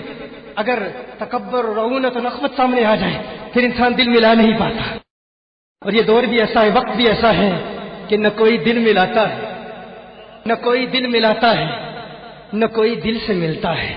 کسی نے سچ کہا ہے دل بڑی مشکل سے ملتا ہے، کسی نے سچ کہا ہے دل بڑی مشکل سے ملتا ہے۔ بڑے بڑے پیٹ سامنے آ جاتے ہیں، دلوں کو ملنے ہی نہیں دیتے، لالچ آ جاتا ہے، دنیا کی محبت آ جاتی، نہ کوئی دل ملاتا ہے۔ اچھا، دلوں کے ملنے پر ایک اور بات بھی آپ کو بتا دوں، انشاءاللہ کوئی سائنسی بات ہو رہی ہو تو پریشان ہونے کی ضرورت نہیں ہے کہ اب یہ کسی اور دنیا کی باتیں شروع کر رہا ہے۔ میرا مزاج ہے الحمدللہ ہر ایک کو ساتھ لے کے چلتا ہوں، گرچہ میں خانہ سخن کا گدائے جدید ہوں، ہر رنگ کی شراب پیالے میں ہے میرے۔ الحمدللہ ہر رنگ کی شراب پیالے میں ہے. الحمدللہ الحمدللہ الحمدللہ. اس میں ایک نقطہ یہ بھی ہے کہ بچہ اپنی ماں کی آواز بھی سنتا ہے، والد کی آواز بھی سن رہا ہوتا ہے. یعنی اگر ماں امید سے ہو تو اس وقت والد اپنی زوجہ پر غصہ نہ کرے، آواز بلند کر کے بات نہ کرے. اس کا اثر بچے کی نفسیات پر ہوتا ہے. بچوں میں چڑچڑاپن ہوتا ہے. اس کی وجہ یہ بھی ہوتی ہے ان 9 مہینوں میں ہم سمجھتے ہیں بچوں کی تربیت کا وقت اس وقت شروع ہوتا ہے جب بچہ 12-13 سال کا ہو جاتا ہے. نہ، تربیت کا وقت اس وقت شروع ہو جاتا ہے جب آپ کا نکاح ہوتا ہے. ہاں، اسی وقت سے شروع ہو جاتا ہے. تو یہ بچے کی جب 4.5 ہفتے کا ہوتا ہے تو بچہ ماں کی آواز سنتا ہے. ڈاکٹر بینٹ یہ کہتا ہے کہ سب سے زیادہ وہ ماں کے دل کی دھڑکن کو سنتا ہے. اور ماں جو کچھ کہتی ہے، چونکہ وہ بچہ ماں کے دل کی دھڑکن کو سنتا ہے، ماں جو کلام کرتی ہے، کچھ بچے ایسے ہوتے ہیں جو اس کلام کو زبانی یاد کر لیتے ہیں.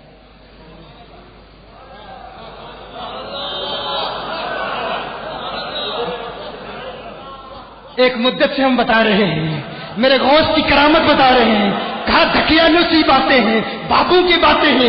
آج پتا چلا جو بچہ ماں کے پیٹ میں قرآن سنے، جو بچہ ماں کے پیٹ میں آقا کی عظمتوں کے ترانے سنے، وہ جب دنیا میں آتا ہے قرآن کا حافظ ہوتا ہے. دنیا اسے غوث اعظم کے نام سے یاد کرتی ہے.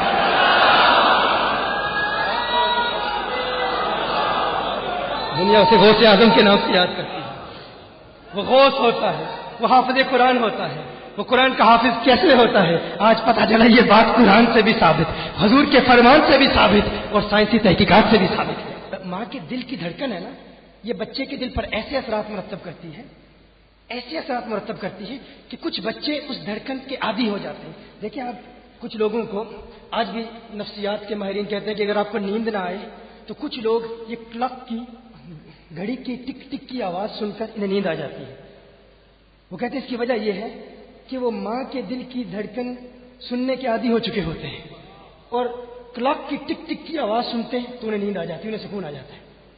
دیکھیں بچہ رو رہا ہوتا ہے نا تو ماں جب سینے سے لگاتی ہے تو بائیں جانب لگاتی ہے. کیوں؟ کیونکہ بچہ جب ماں کے پیٹ میں تھا تو ماں کے دل کی دھڑکن کا عادی ہو چکا تھا. کچھ بچے ایسے ہوتے ہیں کہ جو ماں کے دل کی اس دھڑکن کی وجہ سے ان کے اخلاق، ان کی عادات ماں کی طرح ہو جاتی ہے. یعنی وہ جب دنیا میں آتے ہیں تو ان کا انداز تکلم، ان کا کردار، ان کی گفتگو کا طریقہ یہ سب ماں کی طرح ہو جاتا ہے. اچھا، یہاں ایک جملہ آپ کی بارگاہ میں پیش کرتا ہوں. جو بچہ 9 مہینے اپنے دل کو اپنی ماں کے دل کے قریب رکھتا ہے، جو بچہ 9 مہینے اپنے دل کو اپنے ماں کے دل کے قریب رکھتا ہے، اس کی ساری زندگی ماں کی زندگی کی طرح ہو جاتی ہے. جو بچہ 9 مہینے اپنے دل کو اپنی ماں کے دل کے قریب رکھتا ہے، اس کی دنیا ماں کی دنیا کی طرح ہو جاتی ہے. اور جو مرید ساری زندگی اپنے دل کو پیر کے دل کے قریب رکھتا ہے، اس کی آخرت اس کے مرشد کی آخرت کی طرح ہو جاتی ہے.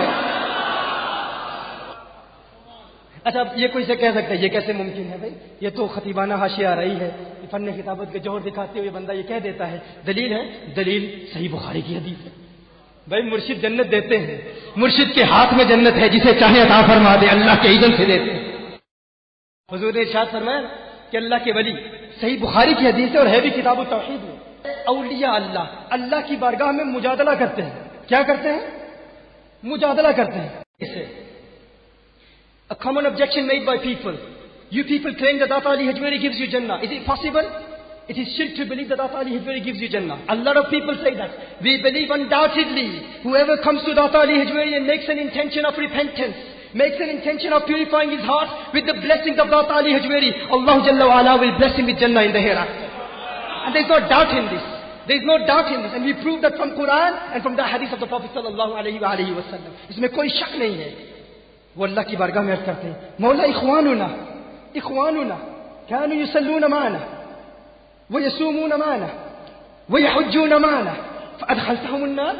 مولا یہ ہمارے بھائی ہیں، ہمارے پیارے، دیکھتے ہیں کہ ان کے کچھ چاہنے والے ان سے پیار تو بہت کرتے تھے، داتا کی بارگاہ میں حاضر بار بار ہوتے تھے، حاضری کا شرف حاصل کرتے تھے، لیکن کچھ کمزوریوں کی وجہ سے، کچھ گناہوں کی وجہ سے کچھ بدعمالیوں کی وجہ سے جہنم میں جا رہے ہیں. اللہ کے ولی عرض کرتے ہیں ہے اللہ یہ ہمارے پیارے ہیں. اخواننا كانوا يصلون معنا ويصومون معنا ويحجون معنا. میرے اللہ یہ ہمارے پیارے ہیں, یہ ہماری سنگت میں نمازیں ادا کرتے تھے, ہمارے ساتھ نمازیں ادا کرتے تھے, ہمارے ساتھ حج پر جاتے تھے. یا پتہ نہیں کون صلح کلی بیٹھا ہے اور کون ہے جو عقیدے پر پختہ ہے. كانوا يصلون معنا. مولا اب یہ جملہ جو عرض کر رہا ہوں عوام نہیں سمجھیں گے, لیکن میں دیکھوں گا کہ یہ جملہ سن کر کس کے کلیجے میں درار آ جاتی ہے اور کس کے چہرے پہ بہار آ جاتی ہے. میں دیکھوں گا. كانوا يصلون معنا ويحجون معنا. كانوا يصلون معنا ويحجون معنا. اور وہاں جا کر بھی یصلون. کیا سنا تم نے میں نے کیا کہا؟ میں کچھ باتیں اصحاب اشارت کے لیے ہوتی ہیں, تم مجھے مجبور کر رہے ہو کہ اصحاب صراحت سے بات کروں تو سن لو. کچھ ایسے ہیں جو گستاخوں کے پیچھے نماز ادا کر کے اپنا ایمان برباد کرتے ہیں. اولیاء کہتے ہیں ہے میرے اللہ کانوا یحجون معنا ویصلون معنا ویصومون معنا. مولا یہ اپنے پیر کو دیکھتے ہیں, اپنے مرشد کو دیکھتے تھے. جو ہمارا عقیدہ وہی ان کا عقیدہ. اللہ فرماتا ہے اگر تمہاری بارگاہ میں حاضر ہوتے تھے تو جاؤ ان میں سے جس کو پہچانتے ہو جنت میں داخل کر لو, میں تمہیں اجازت دیتا ہوں. میں نے کہا جنت ولی کے ہاتھ میں ہے, جسے چاہے عطا کر دے. ایک شخص کہتا ہے ارے یہ جنت کی گستاخی ہے کہ ولی کے ہاتھ میں جنت ہے, جسے چاہے عطا کر دے اللہ کے اذن سے. ایسے جنت کی توہین نہیں ہوتی. میں آپ سے پوچھتا ہوں ایک بیٹے کے لیے اس کی ایسی ماں جو گنہگار ہے, نہ نماز پڑھتی ہے, نہ روزہ رکھتی ہے, نہ حج کرتی ہے, نہ عبادت کرتی ہے, نہ قرآن پڑھتی ہے, گنہگار ماں ہے. ایک بچے کے لیے اس کی گنہگار ماں کے پاؤں میں جنت ہے یا نہیں؟ اگر ایک بچے کے لیے اس کی گنہگار ماں کے تو اسی لیے اللہ کے پیارے جو اللہ کے پیاروں سے محبت کرتے ہیں, جو سچا عقیدہ رکھتے ہیں, ستھرا عقیدہ رکھتے ہیں, بریلی کے کلندر کا عقیدہ رکھتے ہیں, اعلیٰ حضرت کا عقیدہ رکھتے ہیں, جو اس عقیدے پر اس دنیا سے جاتے ہیں. میں اس لیے نہیں کہہ رہا کیونکہ میرا تعلق اس ملک سے ہے. رب کعبہ کی قسم شام کے علماء سے ملاقات ہوئی, ازہر کے علماء سے ملاقاتیں ہوئی, مراکش کے علماء سے ملاقاتیں ہوئی. جس مخلص عالم سے ملا ہوں ہر ایک نے اعلیٰ حضرت کی عظمتوں کے ترانے اڑاتے ہیں کہ شرک تھا جب ناز کرنا احمد مختار پر, نکتچی تھے لوگ علم سید ابرار پر, کفر پر ایک دن مشیت کو جلال آ ہی گیا, میرے آقا کی محبت کا سوال آ ہی گیا. صورتیں تسکین کی نکلی دلے سیماب سے, ایک کرن پھوٹی اچانک چرخ پر مہتاب سے. اس کرن کو اہل دل احمد رضا کہنے لگے, اس کرن کو اہل دل احمد رضا کہنے لگے, امت ختم الرسل کا پیشوا کہنے لگے. اس کرن نے راہ ایمان کو منور کر دیا.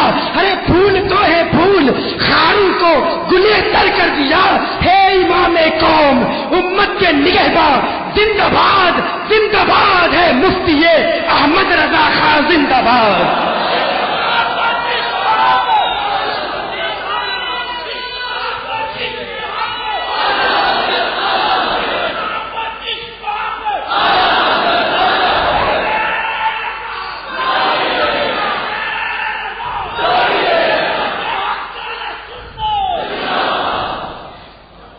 جو سچے عقیدے پر اصول میں ہم سب ایک ہیں, جو اصول اعلیٰ حضرت نے بیان کیا ہے, جو عقیدہ اعلیٰ حضرت نے بیان کیا ہے, وہی ہمارا عقیدہ ہے. اس میں کوئی کمپرومائز نہیں ہو سکتا, اس میں کوئی کمپرومائز نہیں ہو سکتا. اصولوں پر سمجھوتا کرنا ہم نے کبھی سیکھا ہی نہیں الحمدللہ.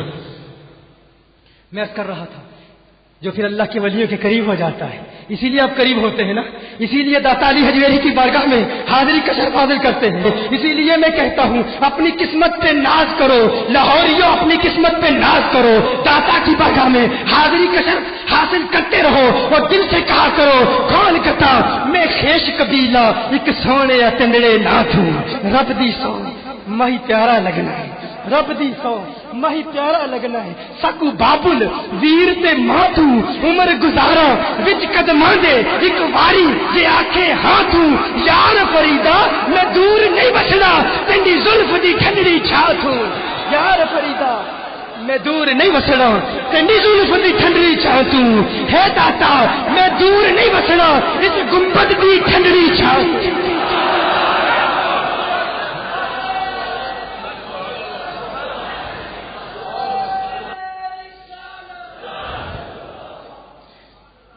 اللہ کے ولی یہ ان کا مقام ہے یہ ان کی عظمت ہے جو ان کا قرب حاصل کر لے گمراہی سے بھی بچتا ہے معرفت کا نور بھی ملتا ہے توبہ پر استقامت بھی حاصل ہوتی ہے اور پھر ان کے تصرفات کا عالم کیا حضرت انس بن مالک رضی اللہ تعالیٰ عنہ روایت فرماتے ہیں حضور اکرم صلی اللہ علیہ وسلم نے ارشاد فرمایا اللہ نے جب اس زمین کو بنایا نا اللہ نے جب اس زمین کو بنایا ہلنے لگی فرشتوں نے دیکھا اللہ نے اس کی اس حرکت کو روکنے کے لیے پہاڑ رکھ دیے فرشتے حیران ہے اللہ یہ پہاڑ اتنے طاقتور ہیں کہ زمین کی حرکت کو روک دیا کیا تیری مخلوق میں ان پہاڑوں سے زیادہ طاقتور شے بھی کوئی ہے اللہ نے ارشاد فرمایا ہاں لوہا ہے کہ لوہے کی ضرب سے پہاڑ ریزہ ریزہ ہو جایا کرتے ہیں فرشتے عرض کرتے ہیں ہے اللہ اس لوہے سے زیادہ طاقتور شے بھی کوئی تیری مخلوق میں ہے فرمایا آگ ہے کہ آگ سے لوہا پگھل جایا کرتا ہے فرشتے عرض کرتے ہیں اللہ اس آگ سے زیادہ طاقتور شے بھی کوئی تیری مخلوق میں ہے فرمایا ہاں پانی ہے پانی آگ کو بجھا دیا کرتا ہے اللہ پانی سے زیادہ طاقتور شے بھی کوئی تیری مخلوق میں ہے فرمایا ہاں ہے ہوائیں ہیں جب طوفان بن کے آتی ہیں سمندروں کا رخ موڑ دیا کرتی ہیں اللہ کے فرشتے عرض کرتے ہیں ہے اللہ اس پانی اس ہوا ان سمندروں اس آگ ان سب سے زیادہ طاقتور شے بھی کوئی تیری مخلوق میں ہے اللہ نے فرمایا ہاں میرا بندہ ہے میرا بندہ ہے اللہ کا پیارا ہے اللہ کا ولی ہے ایک ہاتھ سے صدقہ دیتا ہے دوسرے ہاتھ کو خبر نہیں ہوتی میں آپ سے پوچھنا چاہتا ہوں تم کہتے ہو ولیوں کے تصرفات کا عالم کیا ہے ولی کیا کر سکتے ہیں تو سنو یہ ولی ان پہاڑوں سے بھی زیادہ طاقتور ہے کیوں کیسے طاقتور ہے اگر ایک بندہ اللہ کا عبد اللہ کا مومن بندہ اگر اپنا مال اللہ کی راہ میں دے دے وہ ان پہاڑوں سے طاقتور ہے ان پہاڑوں سے قوی ہے جو ولی اپنی جان اللہ کی راہ میں دے دیتا ہے اپنی روح اللہ کی راہ میں دے دیتا ہے اپنی خواہشات اللہ کی راہ میں قربان کر دیتا ہے اس کی قوت کا عالم کیا ہوگا یقیناً اللہ کے یہ ولی ان پہاڑوں سے بھی زیادہ طاقتور ہے پانی سے بھی زیادہ طاقتور ہے آگ سے بھی زیادہ طاقتور ہے ہواؤں اور طوفانوں سے بھی زیادہ طاقتور ہے ایک مثال سن لیجئے حضرت خواجہ نظام الدین اولیاء رحمت اللہ تعالی علیہ اپنے مرکز میں بیٹھے ہیں اپنی خانقاہ میں بیٹھے ہیں ایک شخص آتا ہے نظام الدین اولیاء بڑا غریب ہوں میری مدد فرما دیجئے خواجہ نظام الدین اولیاء رحمت اللہ تعالی علیہ اسی وقت سورہ اخلاص پڑھتے ہیں 3 مرتبہ سورہ اخلاص پڑھتے ہیں مٹی کا ڈیلا سامنے پڑا ہوا ہے سورہ اخلاص 3 مرتبہ پڑھی سورہ اخلاص کی برکت سے وہ مٹی سونا بن جاتی ہے وہ مٹی سونا بن جاتی ہے وہ خوش ہو جاتا ہے کہ بھئی سونا بھی مل گیا اور سونا بنانے کی ترکیب بھی مل گئی فوراً گھر جاتا ہے ہاں سونا بھی مل گیا اور یہ بھی پتہ چل گیا سونا بنایا کیسے جاتا ہے فوراً گھر جاتا ہے گھر کی مٹی جمع کرتا ہے زمین کھودتا ہے تو آدھی رات تو اسی پر گزر جاتی ہے مٹی جمع بہت ساری مٹی سامنے رکھ لی اور پھر پوری رات سورہ اخلاص پڑھ رہا ہے پھونکے مار رہا ہے کچھ نہیں ہو رہا صبح کے وقت نظام الدین اولیاء کی بارگاہ میں حاضر ہوتا ہے ارے حضرت آپ نے ترکیب بتائی تھی آپ نے سورہ اخلاص 3 مرتبہ پڑھی تھی میں بھی پڑھتا رہا میں بھی دم کرتا رہا دم کرتے کرتے بے دم ہو گیا یہ سونا کیا یہ تو سنہری بھی نہیں بنی اس کا تو رنگ بھی نہیں بدلا اس میں تو کوئی تبدیلی ہی نہیں پیدا ہوئی کیا وجہ ہے خواجہ نظام الدین اولیاء رحمہ اللہ ارشاد فرماتے ہیں ہاں اس میں کوئی شک نہیں کہ قرآن میں مٹی کو سونا بنانے کی تاثیر ہے لیکن بنانے کے لیے نظام الدین کی زبان بھی تو چاہیے نا نظام الدین کی زبان بھی تو چاہیے نا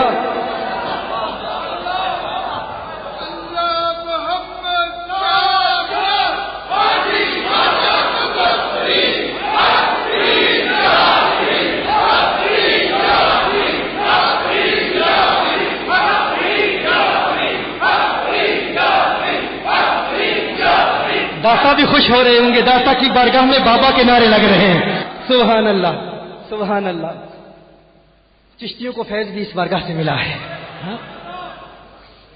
میں کہتا ہوں وہ کچھ لوگ ٹی وی پہ آ کر وہ کہتے ہیں ہمارے لوگ متاثر ہو جاتے ہیں فلاں بہت بڑا ڈاکٹر ہے انگلش بولتا ہے بھائی انگلش میں بات کرتا ہے اور پھر آیتیں پڑھ رہا ہے حدیثیں پڑھ رہا ہے رٹی ہوئی آیتیں ہیں حدیثیں یاد ہیں تو لوگ کہتے ہیں بھائی یہ دیکھو کیسے قرآن پڑھ رہا ہے، کیسے حدیثیں پڑھ رہا ہے، حالانکہ جاہل ہے، عربی عبارت تک نہیں پڑھ سکتا، عربی عبارت تک نہیں پڑھ سکتا۔ لوگ کہتے ہیں بھائی دیکھو بہت بڑا عالم ہے، بہت امن کا پیغام پھیلا رہا ہے۔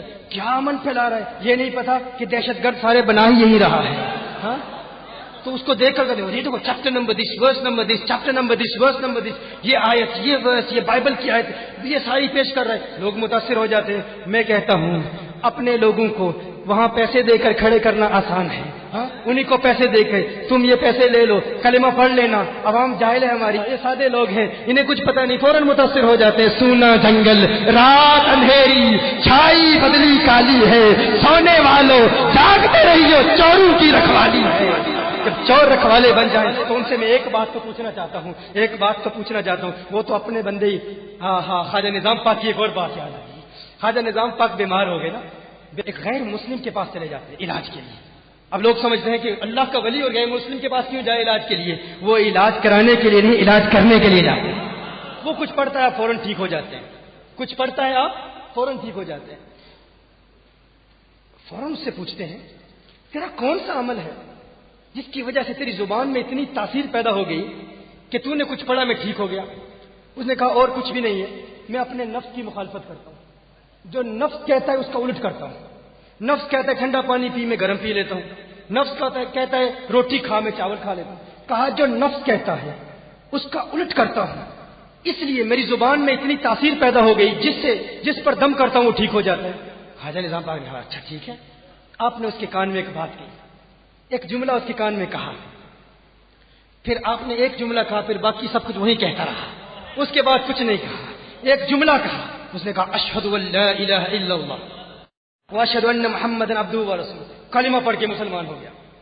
مرید حیران پریشان، آپ نے کیا کہا اس کے کان میں؟ آپ نے کیا کہا؟ یہ مسلمان ہو گیا۔ اب یہ فراست ہے اولیاء اللہ کی، یہ اللہ کے ولیوں کی فراست ہے، یہ وہ نور ہے۔ آپ نے فرمایا اس نے مجھ سے کہا تھا نا کہ میں ہمیشہ اپنے نفس کی مخالفت کرتا ہوں، جو نفس کہتا ہے اس کی خلاف ورزی کرتا ہوں۔ میں نے ایک ہی جملہ کہا۔ برطانیہ میں ہمارے نوجوان بھائی اکثر کہا کرتے ہیں کیا وجہ ہے کنز الہدا میں ہماری اس تحریک میں اس کثرت سے غیر مسلم مسلمان ہو رہے ہیں، اس تعداد سے عیسائی کلمہ پڑھ رہے ہیں، یہودی کلمہ پڑھ رہے ہیں، زرسٹرین کلمہ پڑھ رہے ہیں، بدھسٹ کلمہ پڑھ کے مسلمان ہو رہے ہیں، یہ کیا تاثیر ہے؟ میں نے کہا یہ فیض خواجہ خواجگان کا، یہ عقل کی وجہ سے نہیں ہوتا۔ ہمارے لوگ حیران ہو جاتے ہیں، ایک مدت سے اہل سنت پر اعتراض کیا جا رہا تھا کہ تقابل ادیان میں ہمارا کوئی کام نہیں، یہ کیا کام ہو رہا ہے؟ میں نے کہا خدا کی قسم میں نے نصاب لکھا ہے غیر مسلموں کے اعتراضات کے جوابات پر، لیکن یہ اس کا اثر نہیں ہے، یہ خواجہ نظام کا اثر ہے، یہ خواجہ غریب نواز کا اثر ہے۔ خواجہ غریب نواز نے اس محکمے سے تربیت حاصل کی، نظام پاک کو تیار کیا۔ نظام پاک نے فرمایا میں نے اس کے کان میں ایک ہی جملہ کہا، تو کہتا ہے نفس کی خلاف ورزی کرتا ہوں، میں تجھ سے ایک بات پوچھتا ہوں کیا تیرا نفس چاہتا ہے تو مسلمان ہو جائے؟ اس نے کہا نہیں نفس نہیں چاہتا میں مسلمان ہو جاؤں۔ کہا پھر اس کا الٹ کر، اس نے کلمہ پڑھا اور مسلمان ہو گیا۔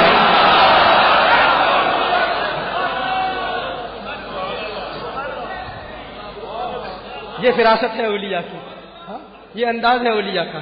تو یہی خواجہ نظام پاک کے بارے میں عرض کر رہا تھا کہ خواجہ نظام پاک نے سونا بنا دی، اور پھر ان پہاڑوں سے زیادہ طاقتور ہے۔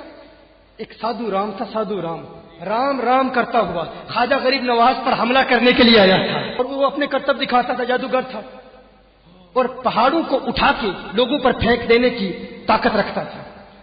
غریب نواز کی بارگاہ میں آیا، بڑی ہمت کی، لیکن غریب نواز نے ایسی کرامت دکھائی، رام رام کہتا ہوا آیا، رحیم رحیم کہتا ہوا گیا۔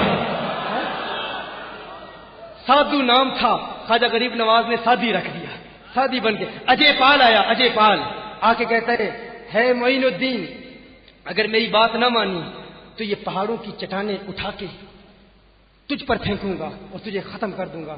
خواجہ غریب نواز نے فرمایا تو کوشش کر لے۔ اس نے چٹانوں کو اٹھایا، وہ چٹانیں خواجہ غریب نواز کی بارگاہ میں حاضر ہوتی، خواجہ غریب نواز کا حسین مکھڑا دیکھ کے اجے پال کے لوگوں پر حملہ آور ہوتی۔ کیا خواجہ غریب نواز بتا رہے ہیں؟ ہاں یہ پہاڑ بھی ہماری اطاعت کرتے ہیں، ہم ان پہاڑوں سے بھی زیادہ طاقتور ہیں۔ ایک شخص خنجر لے کر آیا، خواجہ غریب نواز کو قتل کرنے کی نیت سے، ان پر حملہ کرنے کی نیت سے خواجہ غریب نواز نے اپنی روشن ضمیری سے دیکھ لیا اس کے دل کی کیفیات کو، فرمایا دیر کیوں کرتا ہے، جو کرنا چاہتا ہے کر لے۔ خنجر اس کی بغل کے نیچے سے نکلا، خواجہ غریب نواز کی قدم بوسی کر رہا ہے۔ خواجہ غریب نواز بتا رہے دیکھو ہم اس لوہے سے بھی زیادہ طاقتور ہیں، کیونکہ حضور نے فرمایا ہے۔ اور پھر لوہے سے زیادہ طاقتور چیز کیا ہے؟ آگ ہے۔ خواجہ غریب نواز بغداد جاتے ہیں، بغداد جاتے ہیں اور دیکھتے ہیں آتش پرست آگ کی پوجا کر رہے ہیں، آگ کے پجاری۔ آپ فرماتے ہیں یہ آگ کی پوجا کیوں کر رہے ہو؟ کہا اس لیے کر رہے ہیں کیونکہ اگر اس کی پوجا کریں گے تو یہ ہمیں جلائے گی نہیں۔ کہا اس طرح آگ سے میں نہیں جلائے گی، یہ کیسے ہو سکتا ہے؟ کہا اگر آگ کو نہ جلائے تو ہم مسلمان ہو جائیں گے، ہم کلمہ پڑھ کے مسلمان ہو جائیں گے۔ آپ نے فرمایا میں آگ مجھے جلائے گی، یہ تو میرا جوتا بھی نہیں جلا سکتی۔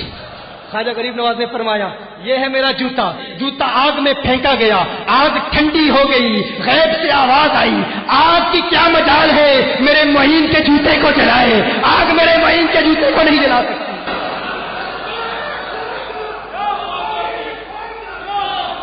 خواجہ غریب نواز بھی بتا رہے ہیں میرے آقا کی حدیث پڑھ لو، اس آگ پر بھی ہم حکومت کرتے ہیں۔ اچھا آگ سے زیادہ طاقتور کیا ہے؟ پانی ہے۔ اللہ اکبر۔ جنید بغدادی سطح آب پر چل رہے ہیں، پانی پر چل رہے ہیں، یا اللہ یا اللہ یا اللہ کا ورد کرتے ہوئے پانی پر چل رہے ہیں۔ ایک شخص دیکھتا ہے وہ کہتا ہے حضرت آپ پانی پر چل رہے ہیں، یوں چل رہے ہیں جیسے انسان زمین پر چل رہا ہوتا ہے، پڑھ رہے ہیں یا اللہ یا اللہ یا اللہ۔ وہ شخص کہتا ہے اے جنید بغدادی میں نے بھی دریا پار کرنا ہے، مجھے فرمائے میں بھی کچھ پڑھوں۔ فرمایا تو پڑھتا رہے، یا جنید یا جنید یا جنید یا جنید پڑھتا ہوا پانی پر وہ بھی چل رہا ہے۔ اب اچانک من شر الوسواس الخناس، ایک خناسی وسوسے والا آیا، فقط توحید والا، حقیقی توحید والا نہیں، حقیقی موحد نہیں تھا، نام نہاد موحد، وہ توحید جو انسان کو اولیاء کی توہین پر مجبور کرتی ہے۔ میں کہتا ہوں ہم توحید کی آڑ میں توہین نہیں کرتے۔ کیا سننے میں کیا عرض کر رہا ہوں؟ ہم توحید کی آڑ میں توہین نہیں کرتے اور عشق کی آڑ میں شرک بھی نہیں کرتے۔ نہ توحید کی آڑ میں توہین کرتے ہیں، نہ عشق کی آڑ میں شرک کرتے ہیں، کیونکہ ہم توہین والے بھی نہیں، شرک والے بھی نہیں، ہم توحید والے ہیں اور عشق والے ہیں، توحید والے ہیں اور عشق والے ہیں۔ شیطان آیا، شیطان آ کے کہتا ہے خود جنید یا اللہ پڑھ رہا ہے، تجھے کہہ رہا ہے یا جنید، وہ اللہ جو جنید کی سنتا ہے تیری کیوں نہیں سنے گا؟ جو جنید کو دریا پار کرا سکتا ہے تجھے کیوں نہیں کرائے گا؟ تو یا اللہ کہہ، وہ یا اللہ کہتا ہے، تو یا جنید کیوں کہہ رہا ہے؟ اس نے کہا اچھا بات تو درست ہے۔ اب یہ اس کے ایمان کا امتحان تھا، اگر اس وسوسے میں مبتلا ہو جاتا، مثال کے طور پر یہ بڑا ہی ڈینجرس خطرناک مرحلہ تھا، اگر وہ یہ کہتا اللہ مدد نہیں کر سکتا تو کافر ہو جاتا۔ تو اس نے فوراً کہا ٹھیک ہے میں بھی یا اللہ کہتا ہوں۔ کہتا ہے یا اللہ، ایک مرتبہ یا اللہ کہا، فوراً پانی میں ڈوب گیا۔ اب ڈوب رہا ہے، کیوں ڈوب رہا ہے؟ اس لیے نہیں کیونکہ یا اللہ کہا، اس لیے کہ کس کی سن کر کہا۔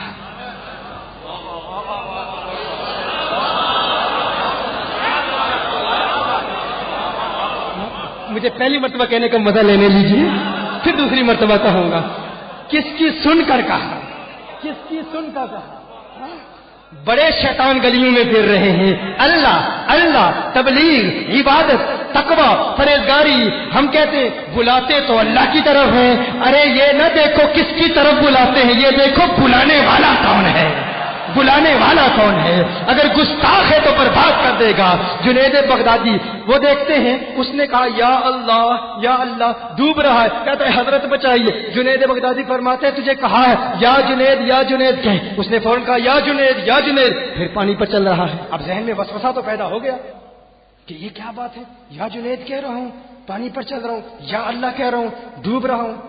اب سوال تو کرنا چاہتا ہے، اعتراض تو کرنا چاہ رہا ہے، لیکن اب مرتا کیا نہ کرتا۔ اس نے کہا اب بچایا جا رہا ہے جنید کے نام پر، تو پہلے پانی کراس کر لوں، پھر بعد میں اپنے فتوے دے لوں گا۔ جان بچانے کے لیے یا جنید پڑھتا دریا عبور کر لیا۔ جب جاتا ہے تو کہتا ہے جنید بغدادی ماجرا کیا ہے؟ میں نے اللہ کا نام لیا، تو میں ڈوب رہا تھا، آپ کا نام لیا تو بچ گیا۔ فرمایا تو ابھی جنید تک نہیں پہنچا، اللہ تک پہنچنے کی باتیں کر رہا ہے۔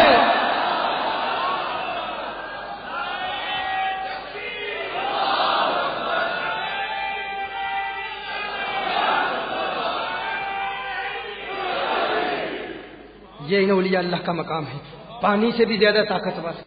اور غوث اعظم نے یوں اشارہ کیا تھا، بہجت الاسرار میں ہے، بارش کی برسات ہو رہی تھی، فرمایا میں جمع کرتا ہوں بادلوں، تم متفرق کر رہے ہو۔ غوث پاک نے اشارہ کیا، بادل ہٹ گئے۔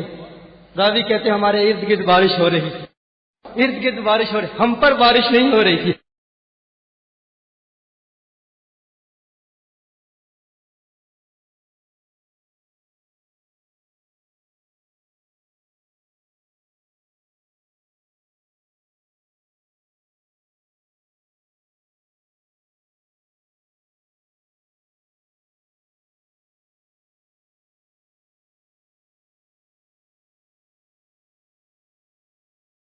ایک غیر مسلم کے پاس چلے جاتے ہیں علاج کے لیے۔ اور غوث اعظم کے تصرفات کا عالم کیا ہے، زمین سے بھی زیادہ طاقتور، اور خود فرماتے ہیں نظرت الی بلاد اللہ جمعا، میں نے اللہ کے تمام شہروں کو دیکھ لیا۔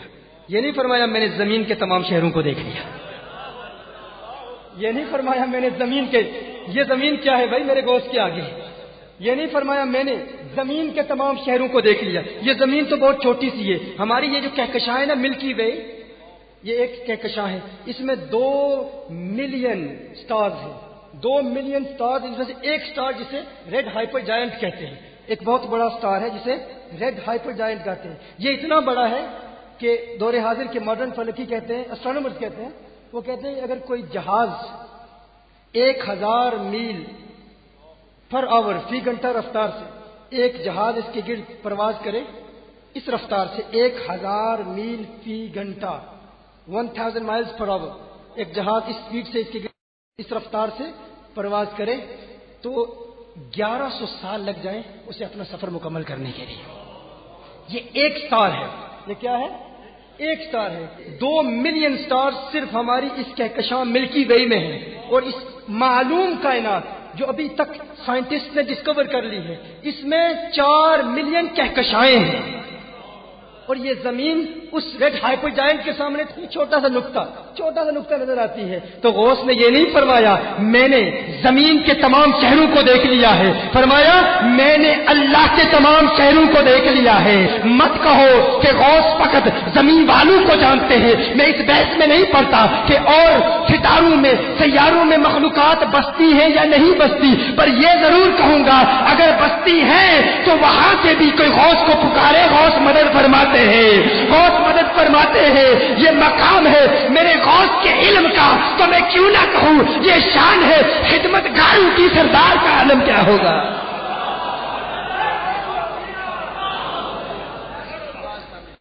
یہ مقام ہے غوث پاک کے علم کا۔ آخری حدیث آپ کے بارگاہ میں پیش کرتا ہوں، حلیۃ الاولیاء کی حدیث ہے، اسے ابن عساکر نے 2 سندوں سے روایت کیا ہے، ابن ماجہ میں بھی حدیث ابدال کا ذکر ہے۔ میں حلیۃ الاولیاء سے پیش کر رہا ہوں حضرت عبداللہ ابن مسعود رضی اللہ، اور یہ ڈائریکٹ جواب ہے اس سوال کا جو یہاں کی کچھ یونیورسٹیز کے اسٹوڈنٹس نے بھیجا تھا کہ لوگ کہہ دیتے ہیں ولی اولاد دیتے ہیں، ولی بیٹے دیتے ہیں، یہ کہنا جائز ہے یا نہیں۔ میں بہت تفصیل میں نہیں جاتا، اپنی بات کو سمیٹ رہا ہوں اور یہ حدیث پیش کرتا ہوں آپ کی بارگاہ میں۔ حضرت عبداللہ ابن مسعود رضی اللہ تعالی عنہ روایت فرماتے ہیں کہ حضور اکرم صلی اللہ علیہ وسلم نے ارشاد فرمایا اللہ کی مخلوق میں 300 اولیاء اللہ ایسے ہیں، 300 لوگ ایسے ہیں جن کے دل حضرت آدم علیہ السلام کے دل کے موافق ہیں۔ اللہ کی اس وسیع مخلوق میں 40 اولیاء اللہ ہمیشہ ایسے ہوتے ہیں جن کے دل حضرت موسیٰ علیہ السلام کے دل کے موافق ہیں۔ اللہ کی اس وسیع مخلوق میں 7 اولیاء اللہ ہمیشہ ایسے ہوتے ہیں جن کا دل حضرت ابراہیم علیہ السلام کے دل سے موافقت رکھتا ہے۔ ہمیشہ 5 اولیاء اللہ ایسے ہوتے ہیں جن کا دل حضرت جبرائیل علیہ السلام سے موافقت رکھتا ہے۔ 3 اولیاء اللہ ہمیشہ ایسے رہتے ہیں جن کا دل حضرت میکائیل علیہ السلام کے دل کے موافق ہے، اور ایک ولی ہمیشہ ایسے ہوتا ہے جس کا دل حضرت اسرافیل علیہ السلام کے دل کے موافق ہے۔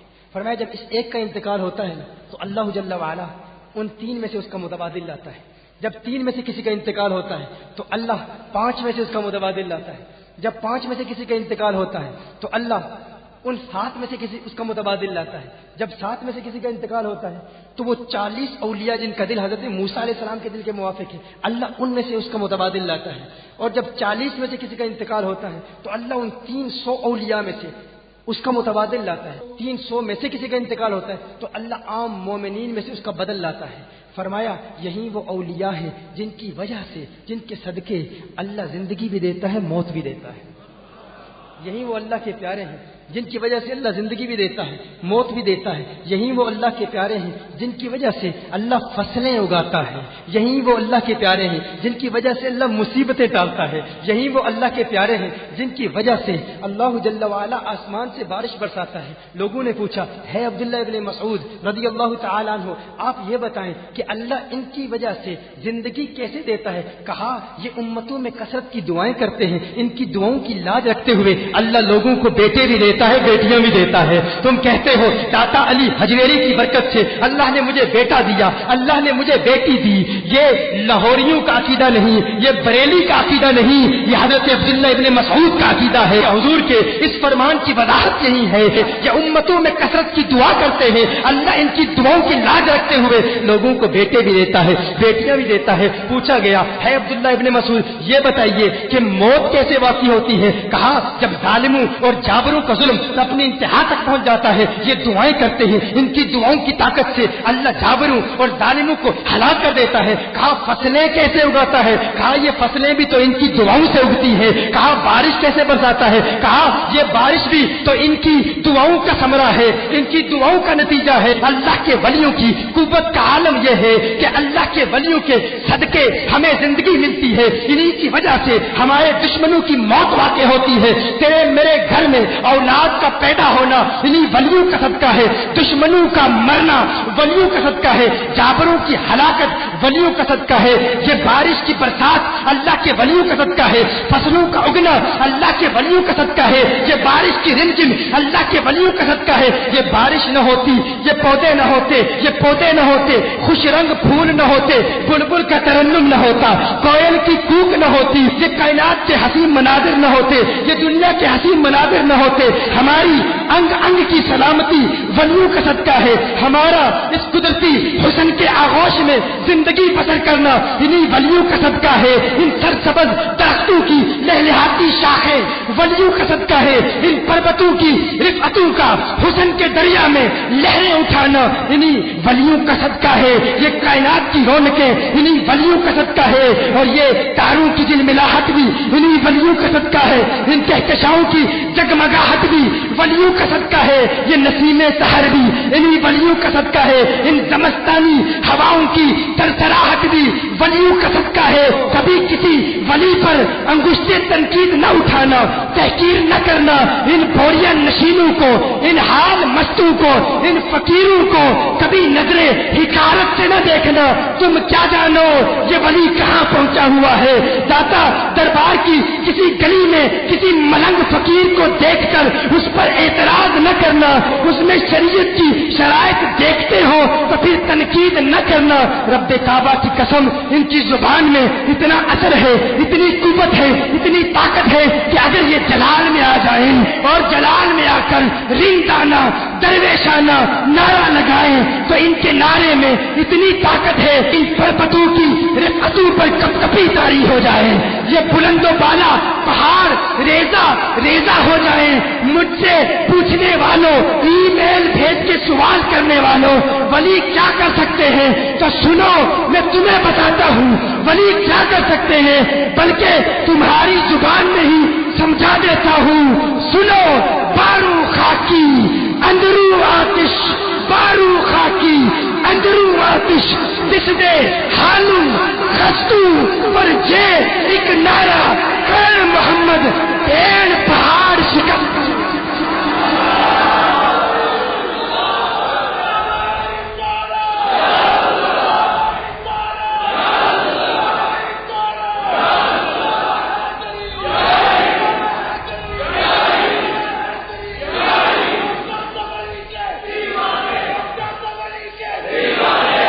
یہ ولیوں کا مقام ہے.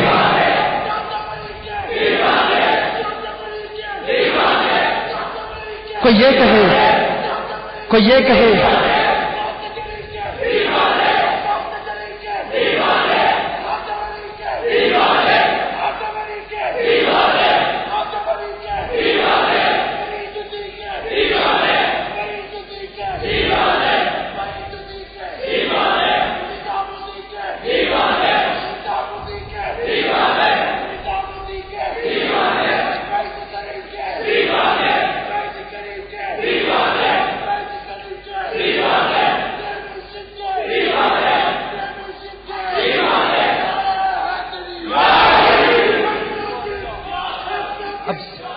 سب کے سوال کا جواب تو نہیں دے سکتا. یہ سوال ایک صرف اتنا کہہ دوں کہ تمہارے ذہن میں یہ خیال آتا ہے کہ ولی اللہ جب فوت ہو گئے تو پھر کیسے مدد کرتے ہیں، تو اس میں صرف اتنی بات عرض کر دوں کہ موت سے حقیقت باطل نہیں ہو جاتی. موت سے حقیقت باطل نہیں ہوتی، مرنے کے بعد بھی حقیقتیں قائم رہتی ہیں. ایک دلیل صحیح بخاری کی سماعت فرما لیجیے. شہدائے احد 70 شہید تھے، جنازہ پڑھایا گیا. حضور اکرم صلی اللہ علیہ وسلم نے تدفین کے لیے کیا حکم ارشاد فرمایا تھا، جنازے کے لیے کیا حکم ارشاد فرمایا تھا؟ جسے قرآن زیادہ یاد ہو اسے قبلہ کی طرف آگے رکھا جائے. کیا سن رہے ہیں آپ نے، کیا کرنا؟ جسے قرآن، اگر موت سے حقیقتیں بدل جاتی ہیں تو حضور نے کیوں فرمایا جسے قرآن زیادہ یاد ہو اسے آگے رکھا جائے؟ پتا چلا موت سے حقیقت باطل نہیں ہوتی، حقیقت قائم رہتی ہے. جو حقیقت دنیا میں ہے وہ حقیقت قبر میں بھی ہے. اور سنن الترمذی کی روایت ہے عن ابن عباس رضی اللہ تعالی عنہما قال ضرب بعض أصحاب النبي صلى الله عليه وسلم خباءه على قبر وهو لا يحسب أنه قبر فإذا فيه إنسان يقرأ سورة تبارك الذي بيده الملك حتى ختمها. فأتى النبي صلى الله عليه وسلم فقال يا رسول الله صلى الله عليه وسلم ضربت خباي إلى قبر وأنا لا أحسب أنه قبر فإذا فيه إنسان يقرأ سورة تبارك الذي بيده الملك حتى ختمها. قال رسول الله صلى الله عليه وسلم هي المانية هي المنجية تنجيه من عذاب القبر. ترمذی کی بھی ہے روایت، یہ امام طبرانی نے المعجم الکبیر میں بھی روایت کیا ہے. امام بیہقی نے شعب الایمان میں بھی. آپ کے سوال کا جواب دے رہا ہوں تاکہ یہ ذہن میں یہ خیال نہ رہے کہ ولی اللہ جب مر جاتے ہیں تو سنتے نہیں اور ان کی حقیقت باطل ہو جاتی ہے. حقیقت باطل نہیں ہوتی. حضرت عبداللہ ابن عباس رضی اللہ تعالیٰ عنہ روایت فرماتے کہ ایک صحابی ایک خیمہ لگاتا ہے اور اسے پتہ نہیں ہوتا، علم نہیں ہوتا وہاں قبر ہے. وہ خیمہ لگاتا ہے اور کہتا ہے کہ میں نے اچانک سنا کہ قبر سے کوئی سورہ ملک پڑھ رہا ہے، یہاں تک کہ مکمل سورہ ملک پڑھ لی. وہ حضور کی بارگاہ میں حاضر ہوتے ہیں، عرض کرتے ہیں یا رسول اللہ صلی اللہ علیہ وسلم میں نے فلاں جگہ خیمہ لگایا، مجھے علم نہیں تھا اور کوئی شخص سورہ ملک پڑھ رہا تھا. حضور اکرم صلی اللہ علیہ وسلم نے ارشاد فرمایا، حضور نے نہیں ارشاد فرمایا کہ تجھے یہ سپرسٹیشس بلیفز ہے، یہ وہم پرستی ہے، قبروں سے آوازیں کہاں آتی ہیں، مردے جو مر جاتے ہیں ان کی آواز باہر کہاں آتی ہے، نہ باہر والے اندر والوں کی سنتے ہیں، نہ اندر والے باہر والوں کی سنتے ہیں. نہ، حضور نے یہ نہیں فرمایا. حضور نے فرمایا یہ مانے ہے، یہ روکنے والی ہے سورہ ملک، اور یہ عذاب قبر سے بچانے والی ہے. حضور نے فرمایا یہ عذاب قبر سے بچانے والی ہے. اس کا مطلب کیا ہے؟ اس کا مطلب یہ ہے کہ جو شخص قبر میں چلا جائے اگر اللہ کا پیارا ہو، اگر چاہے تو اللہ کے اذن سے جو باہر ہیں ان کو بھی اپنی آواز پہنچا سکتا ہے. یہ ممکن ہے. اس سے یہ بات بھی سمجھ آ گئی کہ اللہ کا بندہ، اللہ کا پیارا جو دنیا میں کرتا ہے اگر چاہے تو قبر میں بھی کرتا رہتا ہے. جو دنیا میں کرتا ہے اگر چاہے تو قبر میں بھی کرتا رہتا ہے. جو دنیا میں سورہ ملک پڑھتا ہے اگر چاہے تو قبر میں بھی پڑھتا رہتا ہے. جو ولی دنیا میں مریدوں کی مدد کرتا ہے اگر چاہے تو قبر میں بھی کرتا رہتا ہے. اگر چاہے تو قبر میں بھی مدد کرتا رہتا ہے. موت سے حقیقتیں باطل نہیں ہوا کرتی. اس پر بے شمار دلائل پیش کیے جا سکتے ہیں. بس اتنی بات عرض کروں گا کہ یہ اللہ کے پیارے ہیں، ان کی بارگاہ میں حاضری کا شرف حاصل کرتے رہیں. ذہن میں یہ خیال آتا ہے بھائی یہ دنیا اتنی تعداد میں یہ لوگ کیوں آتے اللہ کے ولیوں کی بارگاہ میں؟ یہ اس لیے آتے ہیں، اس لیے آتے ہیں. دیکھیے یہ پروگرام آج ہوا، یہاں اتنی بڑی کانفرنس ہوئی. اس کانفرنس کے لیے مجھے بتایا گیا ہے علامہ طاہر سیالوی صاحب کی ساری محنتیں شجاع صاحب، تیمور صاحب اور پھر حافظ وحید صاحب، اس طرح محنت کی. لیکن ایک سوال پیدا ہوتا ہے، بھائی میں یہاں آیا ہوں، آپ کی دعوت پر آیا ہوں، یہ بتا رہے ہیں یہ جو مجمع سامنے نظر آ رہا ہے یہ صرف یہاں نہیں ہے جی، کہہ رہے گنبد شریف ہے، یہ تو ہزاروں کی تعداد ہے، ہزاروں کا مجمع ہے، ہزاروں کا مجمع ہے. الحمدللہ یہ میرے داتا کے ماننے والے ہیں. ہاں